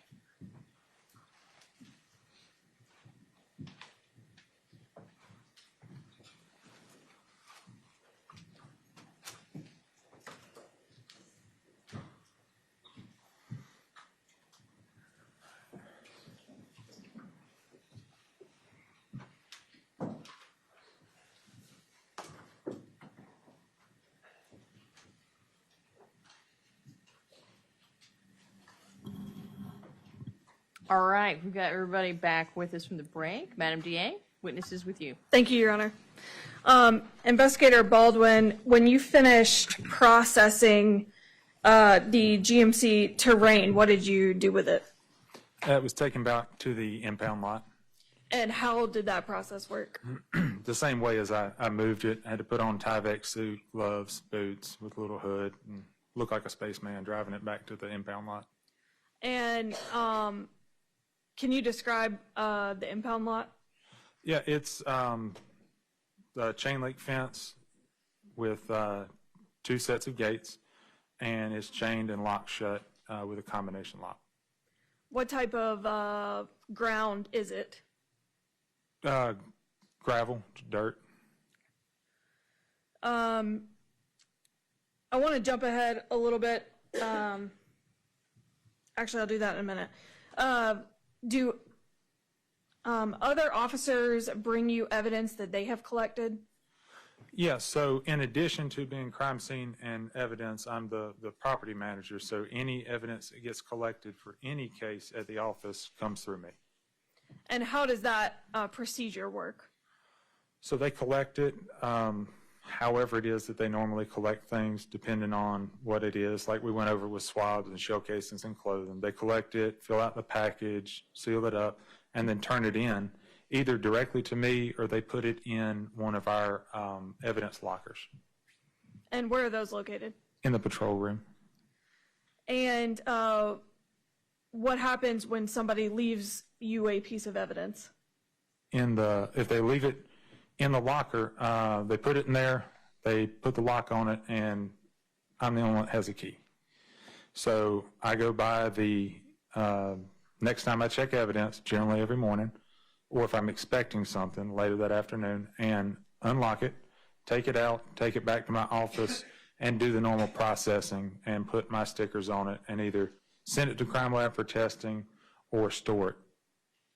And what about if somebody's bringing you a piece of evidence directly when you're in the office? So if they bring it directly to me, it's the exact same thing. They filled it out, sealed it, all that.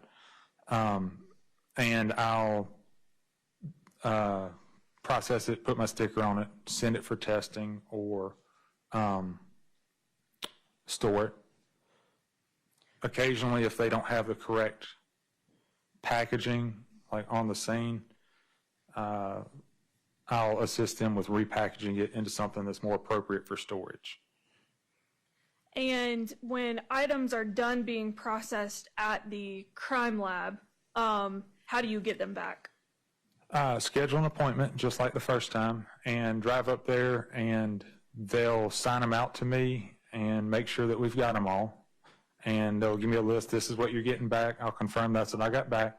They'll sign them over to me, and then they give me a receipt, and I take them back and sign them back into our system and store them at that point. And how is your evidence stored? I'm not sure I understand the question. Where do you keep it?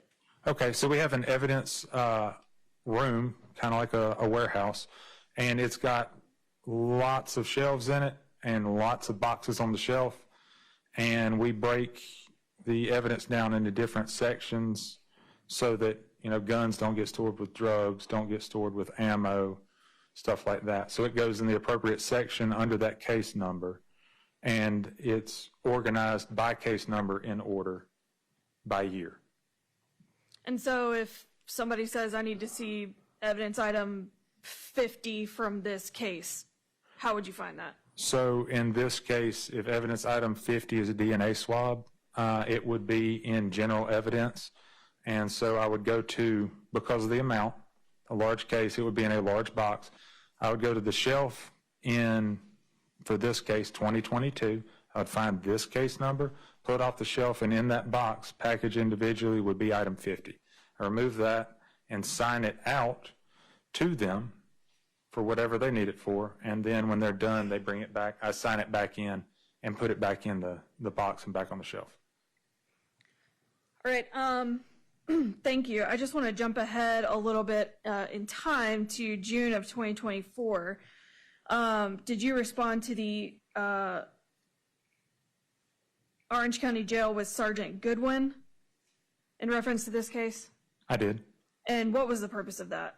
So we had gotten a notification from the North Carolina Crime Lab that while they were testing the sexual assault kits that were collected in this case from Lyric and Devin, that they needed hair standards from our suspect. Yes.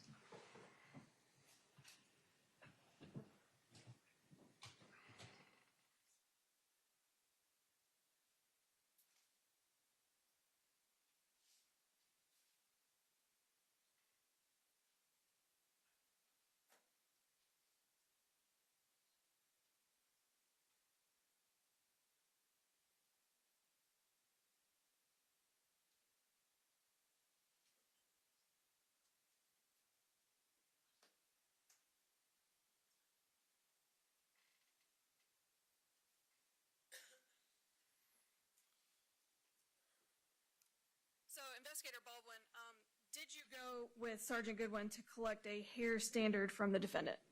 I did. And why did you do that? We received a notification from the crime lab that they needed it for comparison purposes.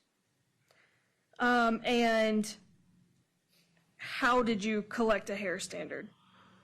So in this case, we let the defendant pull it himself. It required, they wanted approximately 30 hairs, but they wanted the root intact.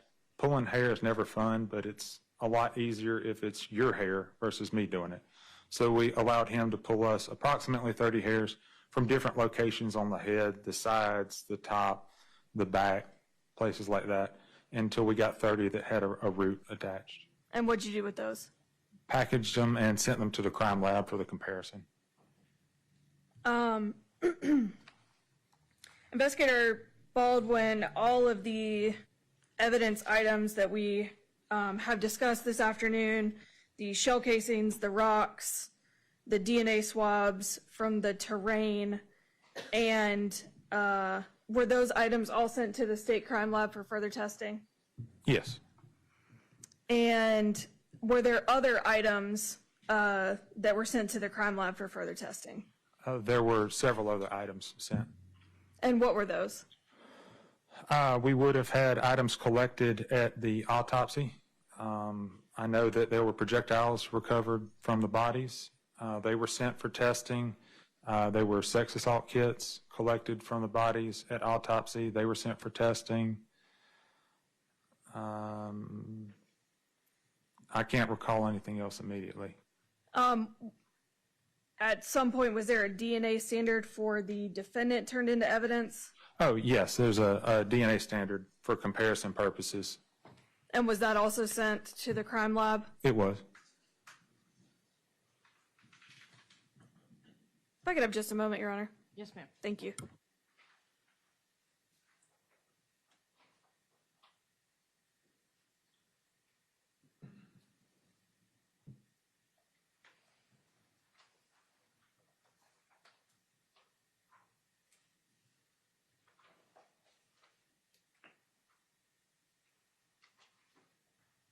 That is all the questions I have for Investigator Baldwin. Thank you. Cross-examination. Thank you, Judge. Good afternoon, Investigator Baldwin. Good afternoon. Looks like you're the star of the show this afternoon. Apparently so.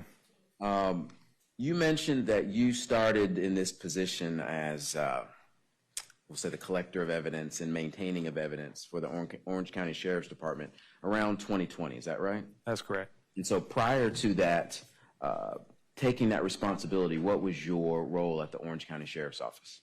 So I was originally hired, and I spent about a year working in the jail as a detention officer.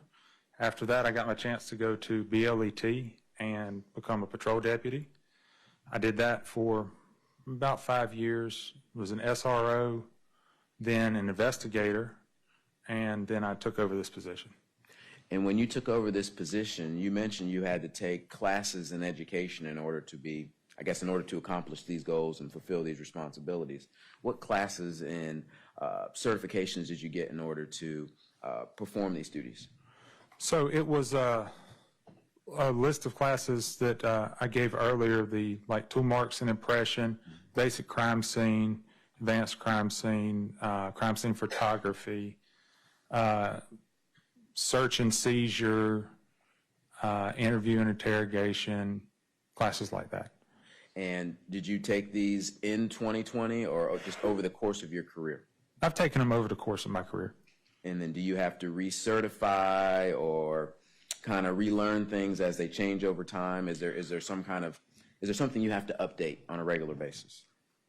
Not really something you have to update. You can take the same class more than once to get updates, or you can subscribe to like evidence journals, the Property and Evidence Association in North Carolina, places like that, to get updates.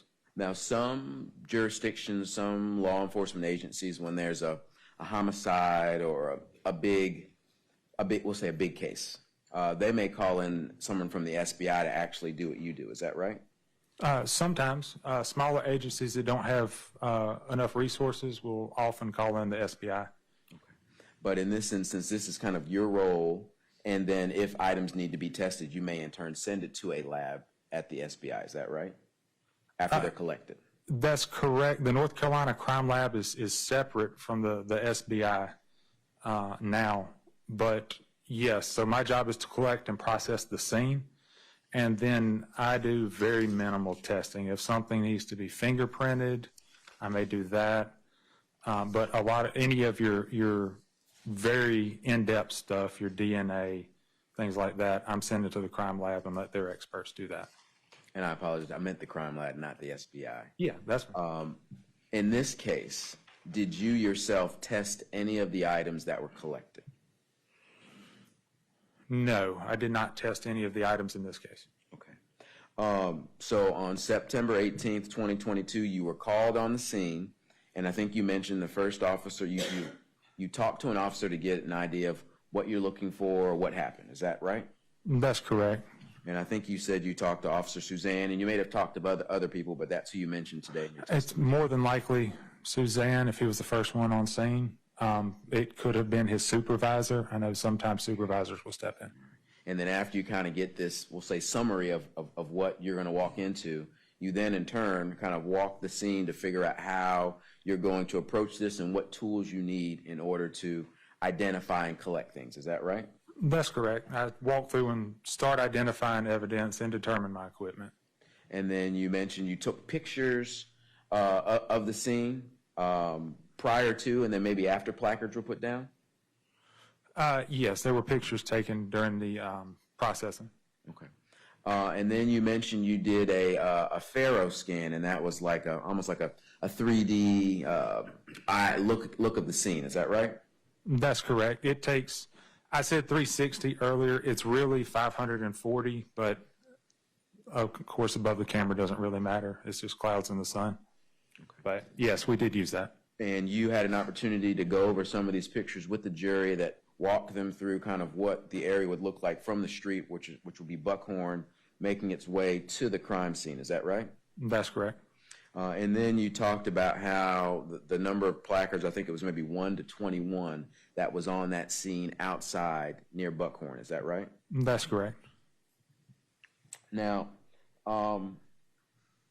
when you talked about the method of searching for items, particularly when you knew that there would be shell casings or the brass items that were on the ground, you said that you and maybe some other officers would kind of walk this gravel road together, kind of looking for these shiny objects. Is that right? Yeah, that's one way to process it, yes. And, you know, it was somewhat difficult because these brass items were around the same size as the rocks and might even have been a similar color. Is that fair to say? Not necessarily a similar color. They appear more gold, brass gold, but same size or smaller, absolutely. Now, did you use any apparatus like a magnet or a metal detector or anything to look and see that you actually identified everything that was in those areas? So no, magnet would not work generally with shell casings, especially in the tall grass. Mostly we just did it with what we found with our eye. And there were some items that were in the gravel, there were some items in the grass. Were there items that were found, we'll say, later on, after you did one walkthrough and two walkthroughs? Yeah, so, yes, I believe I know what you're at. Yes, there was the following day, there was another shell casing located that was turned in. It's the one that we missed that they happened to see when they went back out there. After this shell casing that was found the next day that was missed, did you yourself or any other officers go back and see if there was anything else that had been missed that you did not see with the naked eye? Are you asking if we did a walkthrough again? Yes, sir. Yeah, we did a walkthrough again trying to make sure we had not missed anything. We missed the first shell casing. Okay. And did you use any other additional apparatus or item to help you verify that you hadn't missed anything, or was this just a search with the naked eye again? It's just a search with the naked eye. And you said that item was found by someone else. Does that mean it was turned into you, like at the evidence department after the fact? Yes, it would have been submitted that way. And do you recall, or did you ever observe this to see if it was a Winchester or an RP, or if it was the same color? Did you yourself ever kind of look at it yourself to verify if it was similar to what was found the day before on the 18th? I would have looked at it, I'm sure, to determine if it was the same caliber. Okay. And then would the initials on this item, since it was found by someone else, be different than the items that were found on the 18th because it was, I guess, packaged by someone else? Originally, no. Remember earlier I testified if they have issues with the size of the bags, sometimes it has to be repackaged to be submitted to the crime lab. So in this case, when it was submitted, it had to be repackaged to go to the crime lab. The crime lab has specific requirements on the size of the packaging they will take. Based on the stickers that they put on now, they will no longer accept anything smaller than approximately 9 by 5. Most of the envelopes you've seen today.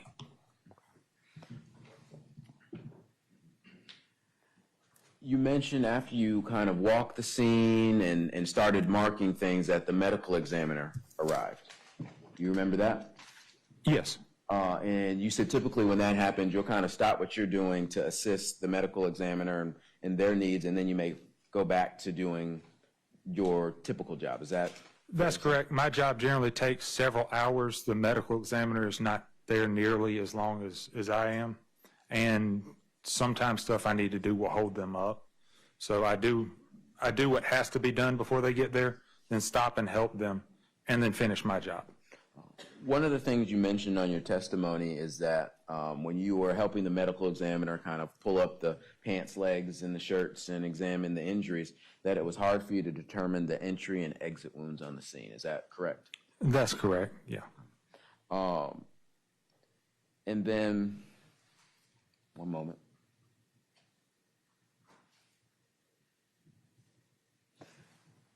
When you were talking about the position of the bodies that were on the scene, you mentioned that there were, obviously there was the markings of red stains that led up to where the bodies were. But then you mentioned that there were larger red stains in between the bodies. Do you recall that? That's correct. They show up in the photographs. And you said that you tested the smaller trails and even gave them evidence markers, but that you did not test the larger markers. Is there a reason why you didn't test these if you believe that they were suspected blood? Yes, so a number of factors went into that decision. The rocks in the gravel driveway were small amounts, far from the body. So the reason we tested those, collected those and tested those, was to confirm that it was blood related to this case.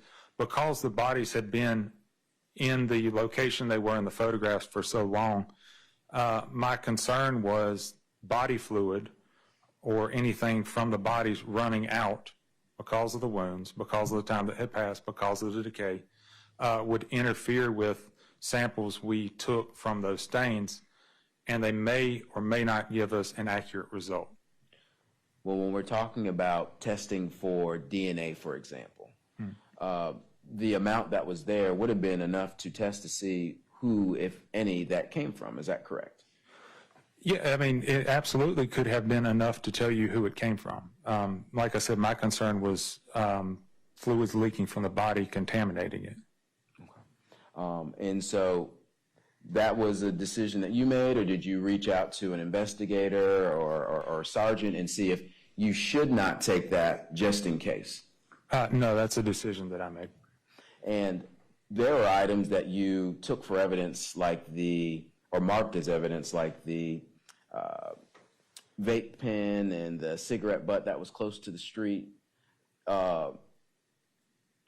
Even though they may not be relevant, you still mark them. Is that correct? That's correct. And oftentimes when you're at crime scenes, you take and pull things just in case you might need them down the road. Is that fair to say? That's correct. But in this instance, you decided that you didn't even think it was necessary to use it or take it or collect it or process it, even if it may have a possible issue down the road? So I decided not to collect it because I did not want to influence the case incorrectly. I did not want the body fluids, because of their proximity to the body, in between the bodies, I did not want the body fluids leaking from the bodies into the stains to contaminate the sample and give us not a false positive, a wrong lead, poor information. Okay. Now, you had also mentioned that you were asked a question by Ms. Orr about the topic of gunshot residue, and when asked on direct, you said that you chose not to take gunshot residue. One reason was because of the cost. And I wanted to ask you, was there a cost-benefit analysis to not taking this test? Objection, Your Honor. I don't think you said that on direct. I don't recall that. I'll allow the witness to answer if that was his testimony, or if, so you may answer the question. No, there's not a cost-benefit analysis when processing the scene, because the amount of time that had passed, Because dew falls in the morning and then dries up, and that washes residue away. Gunshot residue, like I said, the tests are only recommended the first 4 hours. It had been well past that. There was no reasonable expectation to find gunshot residue on either of the victims because of the elements, because of the amount of time that had passed. So we decided not to expend those resources. We could have done it, but it would not, more than likely would not have yielded anything because of the factors that I described. Investigator Baldwin, when we spoke earlier, you talked to me about the classes and things that you took in order to learn how to process scenes and collect evidence. In those classes and in that preparation, did you do anything specifically on gunshot residue? Gunshot residue is part of basic crime scene. They cover it. Gunshot residue test kits are not specific to crime scene. Patrol can also do them, and occasionally they do.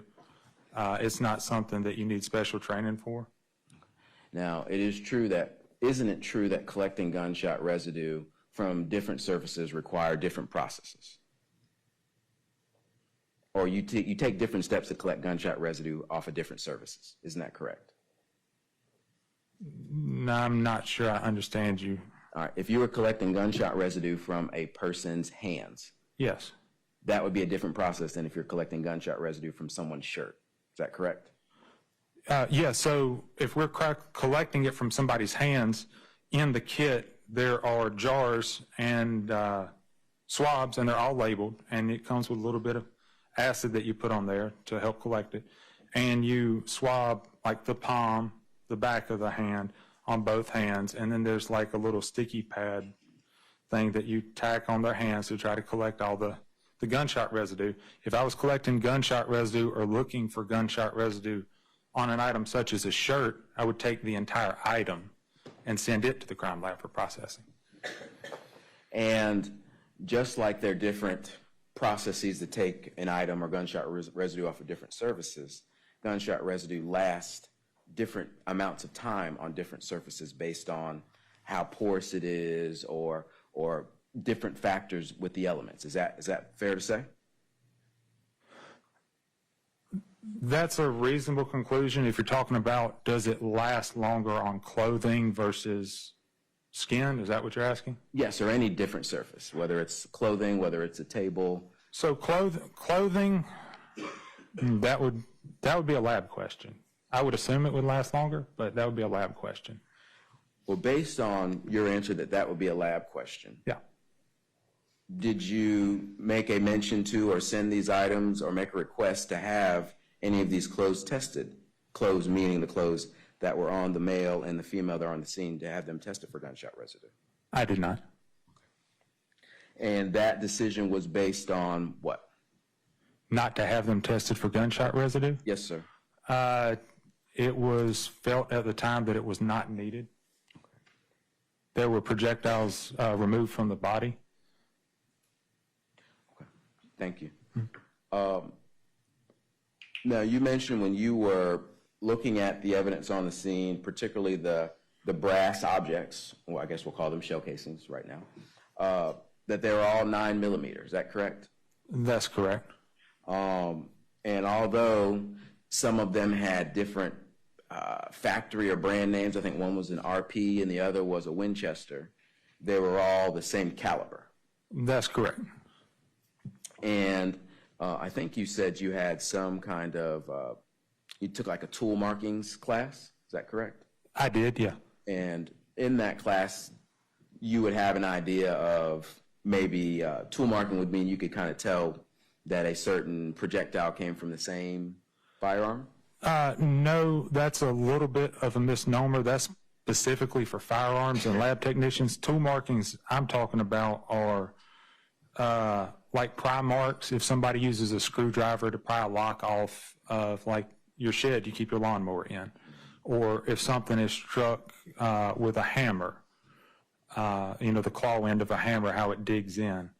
Those tool marks and impressions are what my class was in.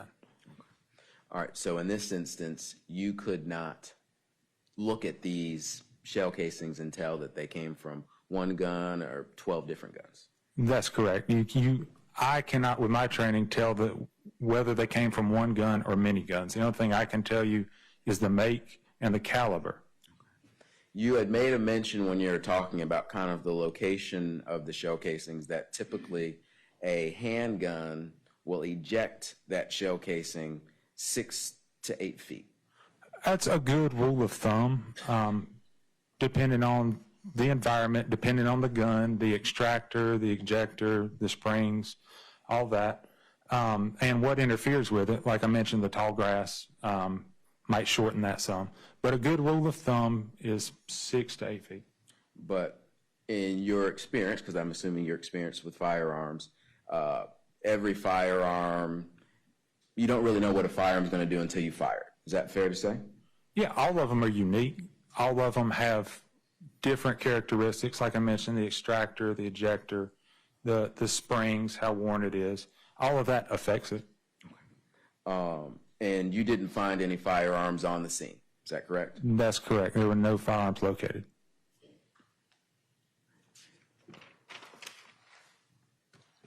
Now, when you left the scene, prior to making it back to the station, you went to another location. Isn't that correct? Are you talking about Burlington? Yes, sir. Yes, we did go to Burlington. And you processed the scene over there too. Isn't that correct? Objection, Your Honor. And may I be heard?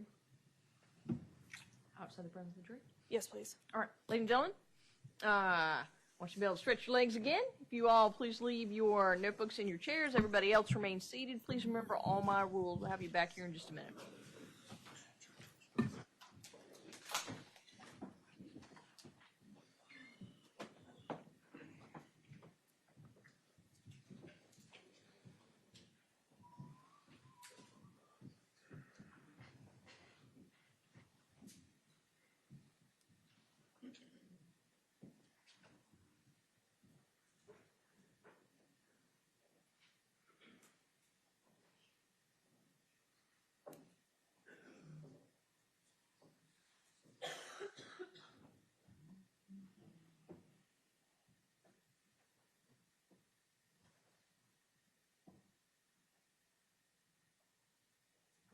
All right, all of our chairs have left the courtroom. Ms. Orr?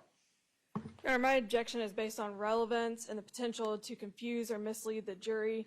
It's going to require me to give the court a little bit of background about where Mr. Trapp is headed. So on the afternoon of September 18th, right around the same time the bodies were located, law enforcement got a tip that Miss Woods was potentially with an individual who was located at an apartment in Burlington. Officers went to that apartment. They interviewed 4 young men who were there. They brought them to the sheriff's office and interviewed them. All 4 young men were eliminated from having anything to do with this case. They were out of the area all weekend while this occurred. There was a firearm seized from one of them. It was test fired by the sheriff's office. That evidence was sent with the other ballistics evidence, and it was not a match to the shell casings at the scene. I think that going down this road has the potential to completely mislead the jury, especially considering that the defense's approach to this case is that Mr. Ross was there and he shot Devin. So they haven't made any suggestion that there was anybody else present at this scene. And I think, investigators follow leads in their cases, but this is a rabbit hole that I don't think we need to go down in front of the jury. All right. Let me hear from you, Mr. Trapp. Thank you, Judge. Just like any officer who's involved in an investigation, I'll always ask, well, did you do any further investigation related to this? And that is the case. According to the report from Mr. Baldwin, he said that before he even went back and turned in the evidence that he collected off of Buckhorn, he then went to Burlington and processed the scene there in relation to this case and collected a firearm in relation to this case, and then had that firearm test fired, and it's going to say that it isn't a match. So I don't think it is a rabbit hole. I just want to make sure we're being thorough about the investigation and what did apply and what didn't apply. We just talked about how law enforcement said, well, they didn't test these blood patterns here. That was their prerogative, but they did decide to collect this firearm and test fire it. And because it is directly related to this case and this investigation, it is immediately after he left this crime scene. I think it is relevant. It's not a rabbit hole. It's what they... So how is it relevant? How does it make a fact in this case more likely than not? That's the test of relevancy. Okay, it's relevant because we're talking about this investigation. Right now, we're at almost at the bottom here, and we're trying to make our way up to the top on how they made it to decide that they wanted to charge Issiah Ross and how they want to decide that he may have been involved in this aspect or that aspect. This actually shows that they did do investigation, that they went beyond just looking at this individual, but multiple individuals, and that they excluded this individual by doing testing. And if there is evidence that is relevant to show one way or another, I think it is important, and it's something that this person participated in. And just because an individual does eliminate someone from whatever their idea is at that point, it's still relevant to how they got there. And that's all I'm trying to get at. It's not misleading at all, because we're going to come back to this thing. Well, yes, we test fired it, which is what we do with all of our evidence. There's going to be the evidence of the roof that we talked about earlier, and it's going to say that no one's DNA was connected to it eventually when the person from the crime lab comes. Does that mean that that's not relevant just because it came up with no person connected to it? I don't think so. That's just part of the process on how they got to these decisions. There's two problems with that. The first problem is that you're bringing other individuals into this case that it appears that there's no evidence connecting them to this particular crime.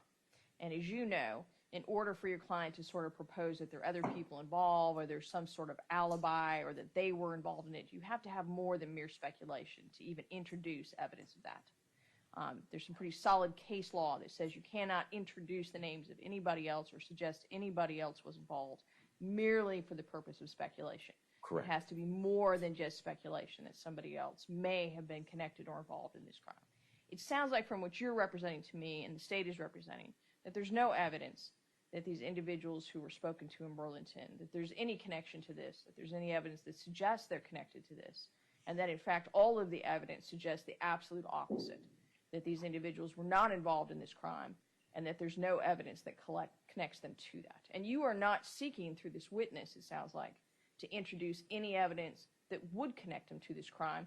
Your proffer of evidence is, I want to ask questions that show these people are not connected to the crime. No, what my goal was to just show that the steps of this investigation. So if they went down a street and went down 100 yards, I'm just saying that I know that there was at least 10 or 20 yards that haven't been discussed. Did you do anything else with this case? And the answer would be yes. I went and I collected evidence from Burlington, North Carolina, and after looking at this, it was determined that this firearm wasn't connected to the case. That's as far as we need to go. I just noticed that in my notes and in his report, there was something that wasn't discussed that he collected, and that was tested for this case that was sent to the crime lab.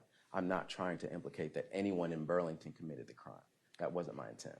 All right. So I'm going to hold and find that under relevancy standard, I will find that the probative value of this evidence is not substantially or is substantially outweighed by its potential confusion to the jury in this particular case. There is the possibility that this evidence would be argued or attempt to be linked to individuals. There is no evidence by proffers on both sides that these individuals have any connection to this case, that there's any evidence that connects them to this case, that in fact all of the evidence connected with this investigation into four, Your Honor. These four individuals showed the absolute opposite. So it is not relevant in that sense. It cannot be admitted or even argued that these four individuals had any involvement in this case. That goes against all the case law regarding suggesting other people are involved or suggesting that the defendant is in fact not the person. As you know, the evidence has to show, one, that they are involved in the case, and number two, that it exculpates the defendant from any possible involvement or involvement at all. You proffered no evidence that fits either of those particular prongs, so it's not relevant there.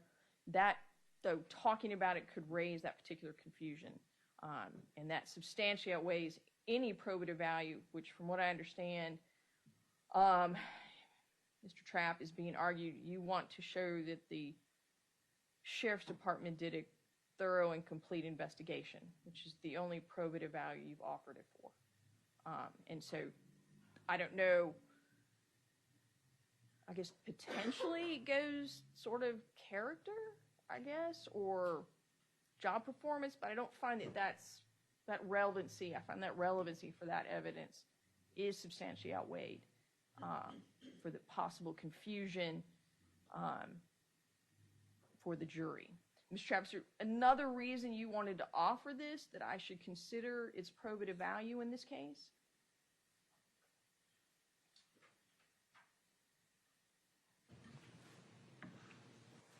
Your Honor, I will just say to the court that if there are components of this case that were tested and used and compared, because it's my understanding that this gun was test fired and that those test fires were then compared to the shell casings that were found at the crime scene.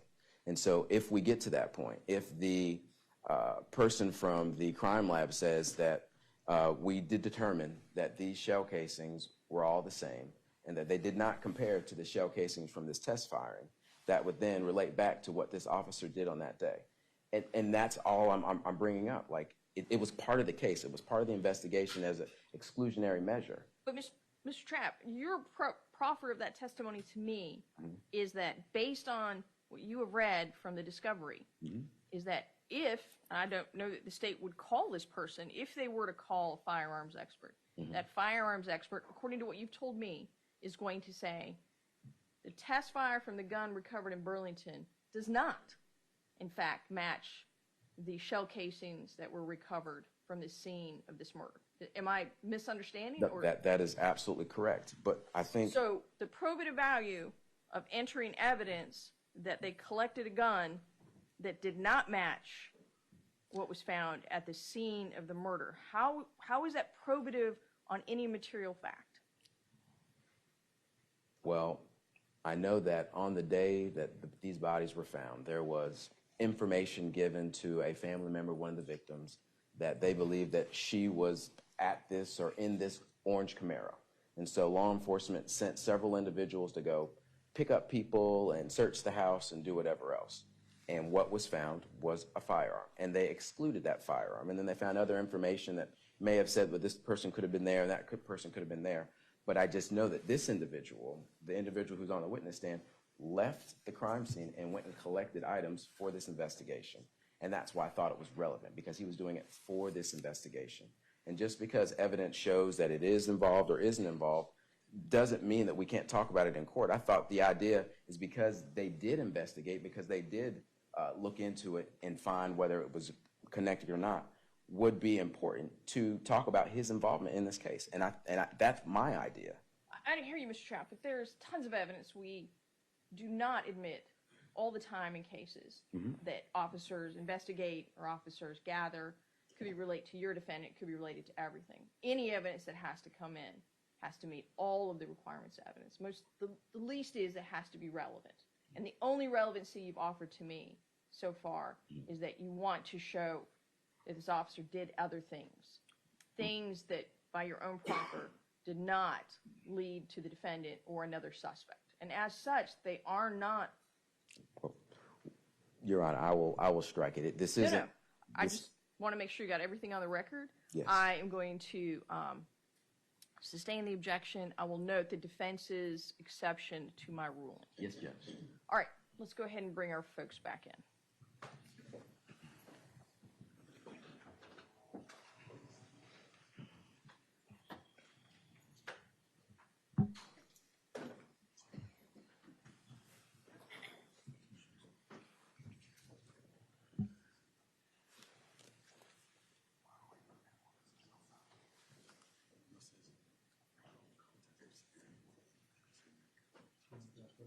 Yes, sir.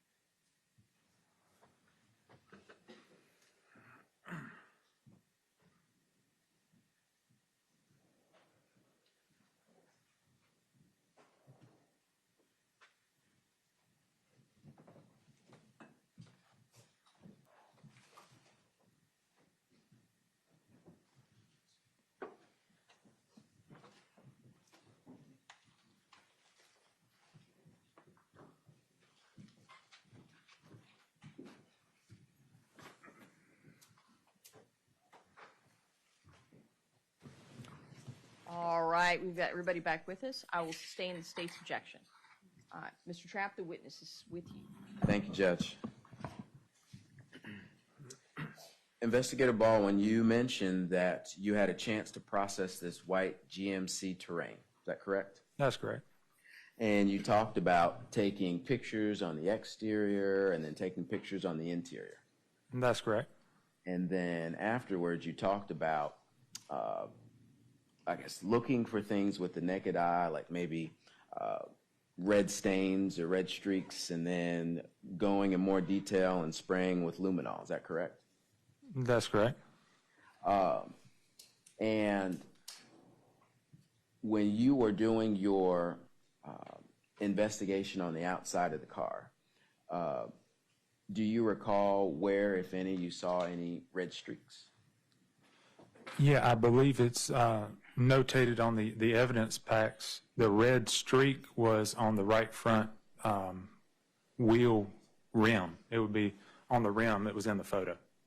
And so you used the word streak and not streak, so singular. We're talking about the rim, or are we Yes. talking about everything? The rim.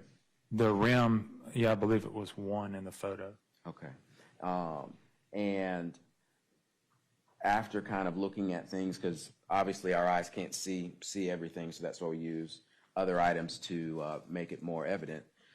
When you were spraying the car with luminol, did you spray the outside of the car? Yeah, we would have sprayed the outside of the car to check to see if we missed anything. Okay. And I believe that's correct. do you recall from your report if that assisted in you seeing more than you would have seen with the naked eye? On the outside, no, I don't recall. Okay. I recall more of the inside. Okay. And then you mentioned that when you sprayed on the inside, that you noticed something in the roof panel of the car, correct? That's correct. The interior roof lining around the dome light. Did you notice any other spots in the car that illuminated when you sprayed luminol inside the car? Without looking at photographs, I don't recall that. Okay. And after you kind of noticed that, what you described as a handprint with the luminol, that's what encouraged you to cut out that piece and then send that to the lab. Is that right? So when I noticed when we discovered the handprint, then we tried to photograph it. It did not work out because it was not visible to the naked eye and the luminol had dimmed. Instead of trying to determine how to swab it, and swabbing cloth is difficult because it's woven and fibers can block things. In that case, we generally take the item. So that's why we cut it out. And you mentioned that in addition to luminol illuminating with blood because of the iron that's in the blood, right? That it may also light up or glow if it reacts to other items. Is that right? That's correct. The iron in the blood is not the only thing that it reacts to. Okay. And so what you could have seen in the car, outside of the car, could have been a number of things, not just the presence of blood, and that's what the lab would determine. Is that right? When the item's sent, yes, the lab would process it based on what we requested. They would process it for DNA. The luminol would light up, like I said when we went over it, some kinds of moss cleaning products, things like that. It generally has moss, yes. Some kinds of moss, certain cleaning products, it does respond to other things. Generally, it's dimmer or more white and less blue, but it does respond to other things. Nothing further this time, Judge. All right, can you redirect? Yes, Your Honor. Thank you. Investigator Baldwin, this may sound like a silly question, but are you familiar with firearms? Yes. And can you describe your familiarity with firearms? So we carry firearms at the sheriff's office. I've been a certified deputy since 2011. In that time, I've also been on the SWAT team and the sniper team. So I'm very familiar with firearms, how they work, how they operate. So the items that we previously discussed that were collected from the crime scene. Based on your experience, do you believe those items to be shell casings? I do. And based on your observation of those items, what characteristics could you tell about them? So I can tell, looking at them, they appear to be brass casings. They're brass colored. Brass is a common material for that. And then they're made by RP. That's a manufacturer for most of them. And then they were made by Winchester. There are a couple that were made by a different manufacturer. They're all the same caliber, which means they can all be fired by the same gun or different guns, but they're all 9mm, so they're all the exact same size. And is the caliber indicated anywhere on the casing? It is. So when you look at a bullet, I'm sure we're familiar with the head stamp on the end of it around the primer. It generally, most of them, not all, but most of them have the maker and the caliber on it. And in this case, it either had RP, 9mm Luger, or Win, W-I-N, short for Winchester, 9mm. I'm going to be jumping around just a little bit, so I apologize, but returning to the two areas of dark staining between the bodies of Devin and Lyric. You mentioned on cross-examination that there was a potential for contamination from other bodily fluids. That's correct. Is there any other reason why you didn't swab or collect any gravel or dirt from those areas? Other than contamination, it just didn't seem appropriate. How about the proximity to the bodies? They're very close to the bodies with the wounds. Going back to also the vape pen and the cigarette butt. Yes. And I think you also mentioned a chip clip. Orange chip clip, that's correct. Why did you mark those items? At the time coming down the hill, there was a lot of speculation that they could be involved, so I marked them. Like I said, I process the scenes, I make that determination, but there were speculation from officers on scene they could be, so we took them, then determined they're trash. They're things people disposed of on the side of the road, and they didn't need to be processed for this case. And about how far distance-wise, if you recall, were those items from that first set of shell casings that you marked with numbers 1, 2, and 3? The shell casings were a distance up the access road. From the photos, you could see where the crime scene tape was and how close they were to the bodies. The vape pen and the cigarette butt were, if I recall correctly, immediately beside the road, like very close to the white line. And then the chip clip was off the access road a short distance up.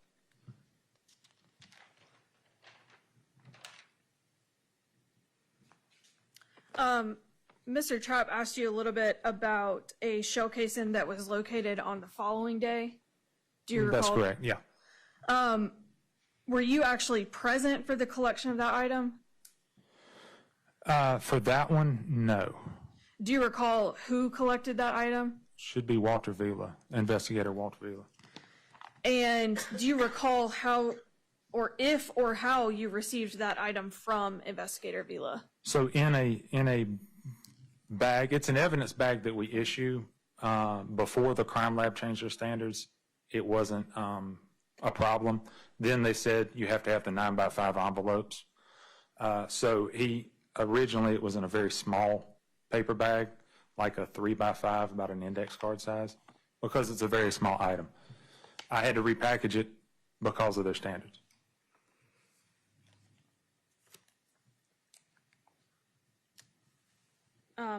May I approach the witness, Your Honor? You may.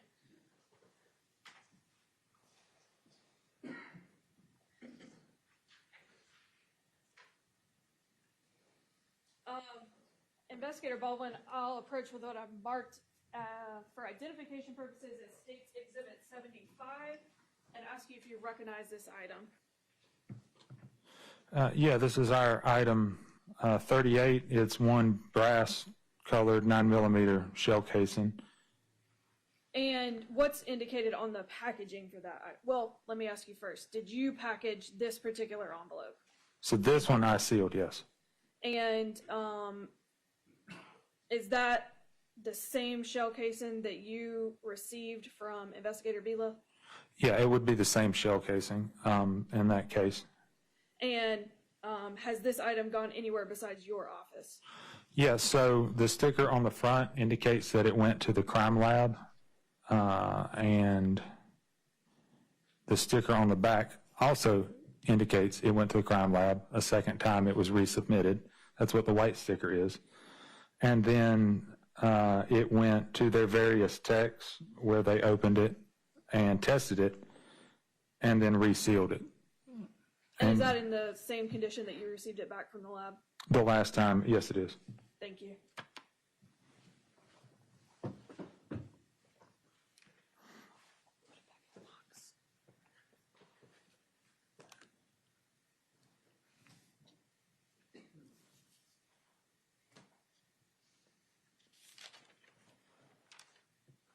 Yeah, I think that's all the redirect that I have. Thank you.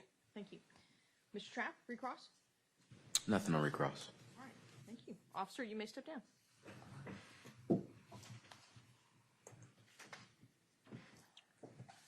Ladies and gentlemen, we're a little bit early this evening, but before we go ahead and start another witness, we're going to stop here this evening so I can get you out as close to 5 as I can.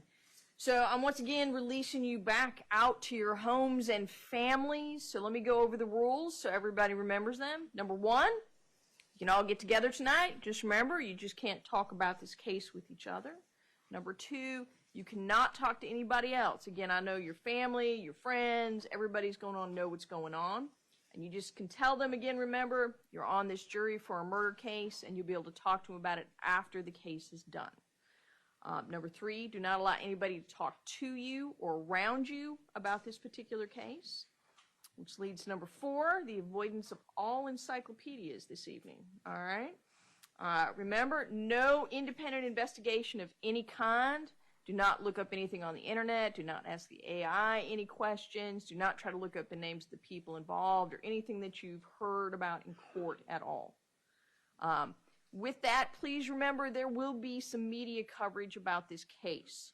So I'm asking you to avoid the internet, television, radio, anybody on Facebook or other things that wants to talk to you about it or share their opinion or their thoughts. You are now part of this jury. Remember, everything that you need to decide this case you'll hear while you're in the courtroom. And you need to decide this case solely based on what you hear inside the courtroom. So avoid all of that. Avoid anybody talking to you about it. Don't visit the scene of where this occurred. And lastly, please remember to keep your minds open. You have not heard all the evidence in the case.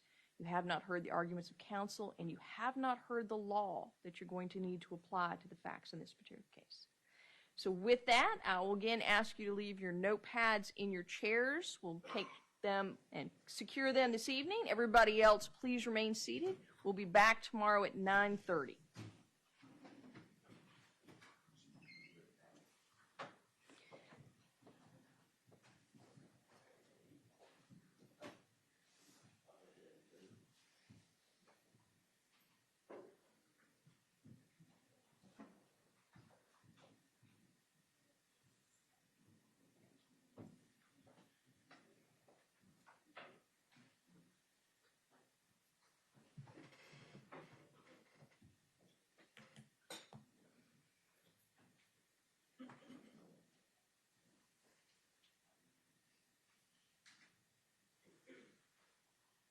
All right, all of our jurors are outside the courtroom at this time. Anything else we need to address on behalf of the state?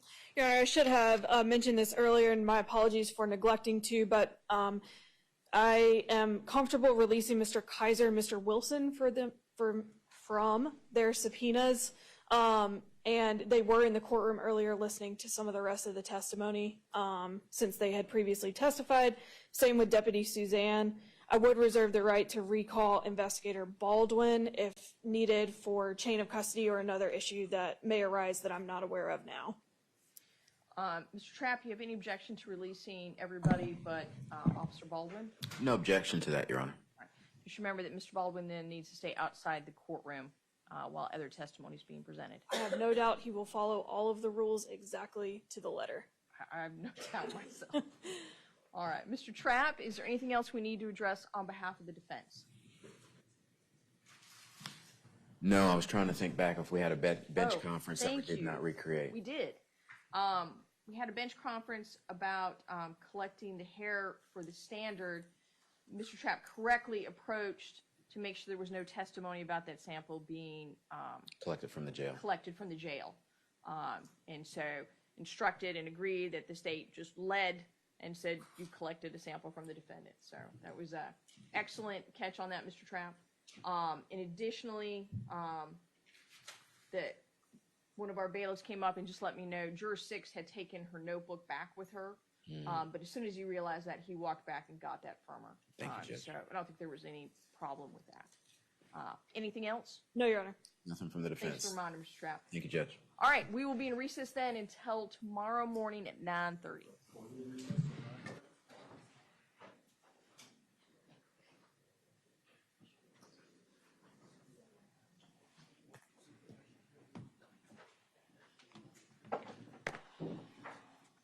Doing okay, Kimmel?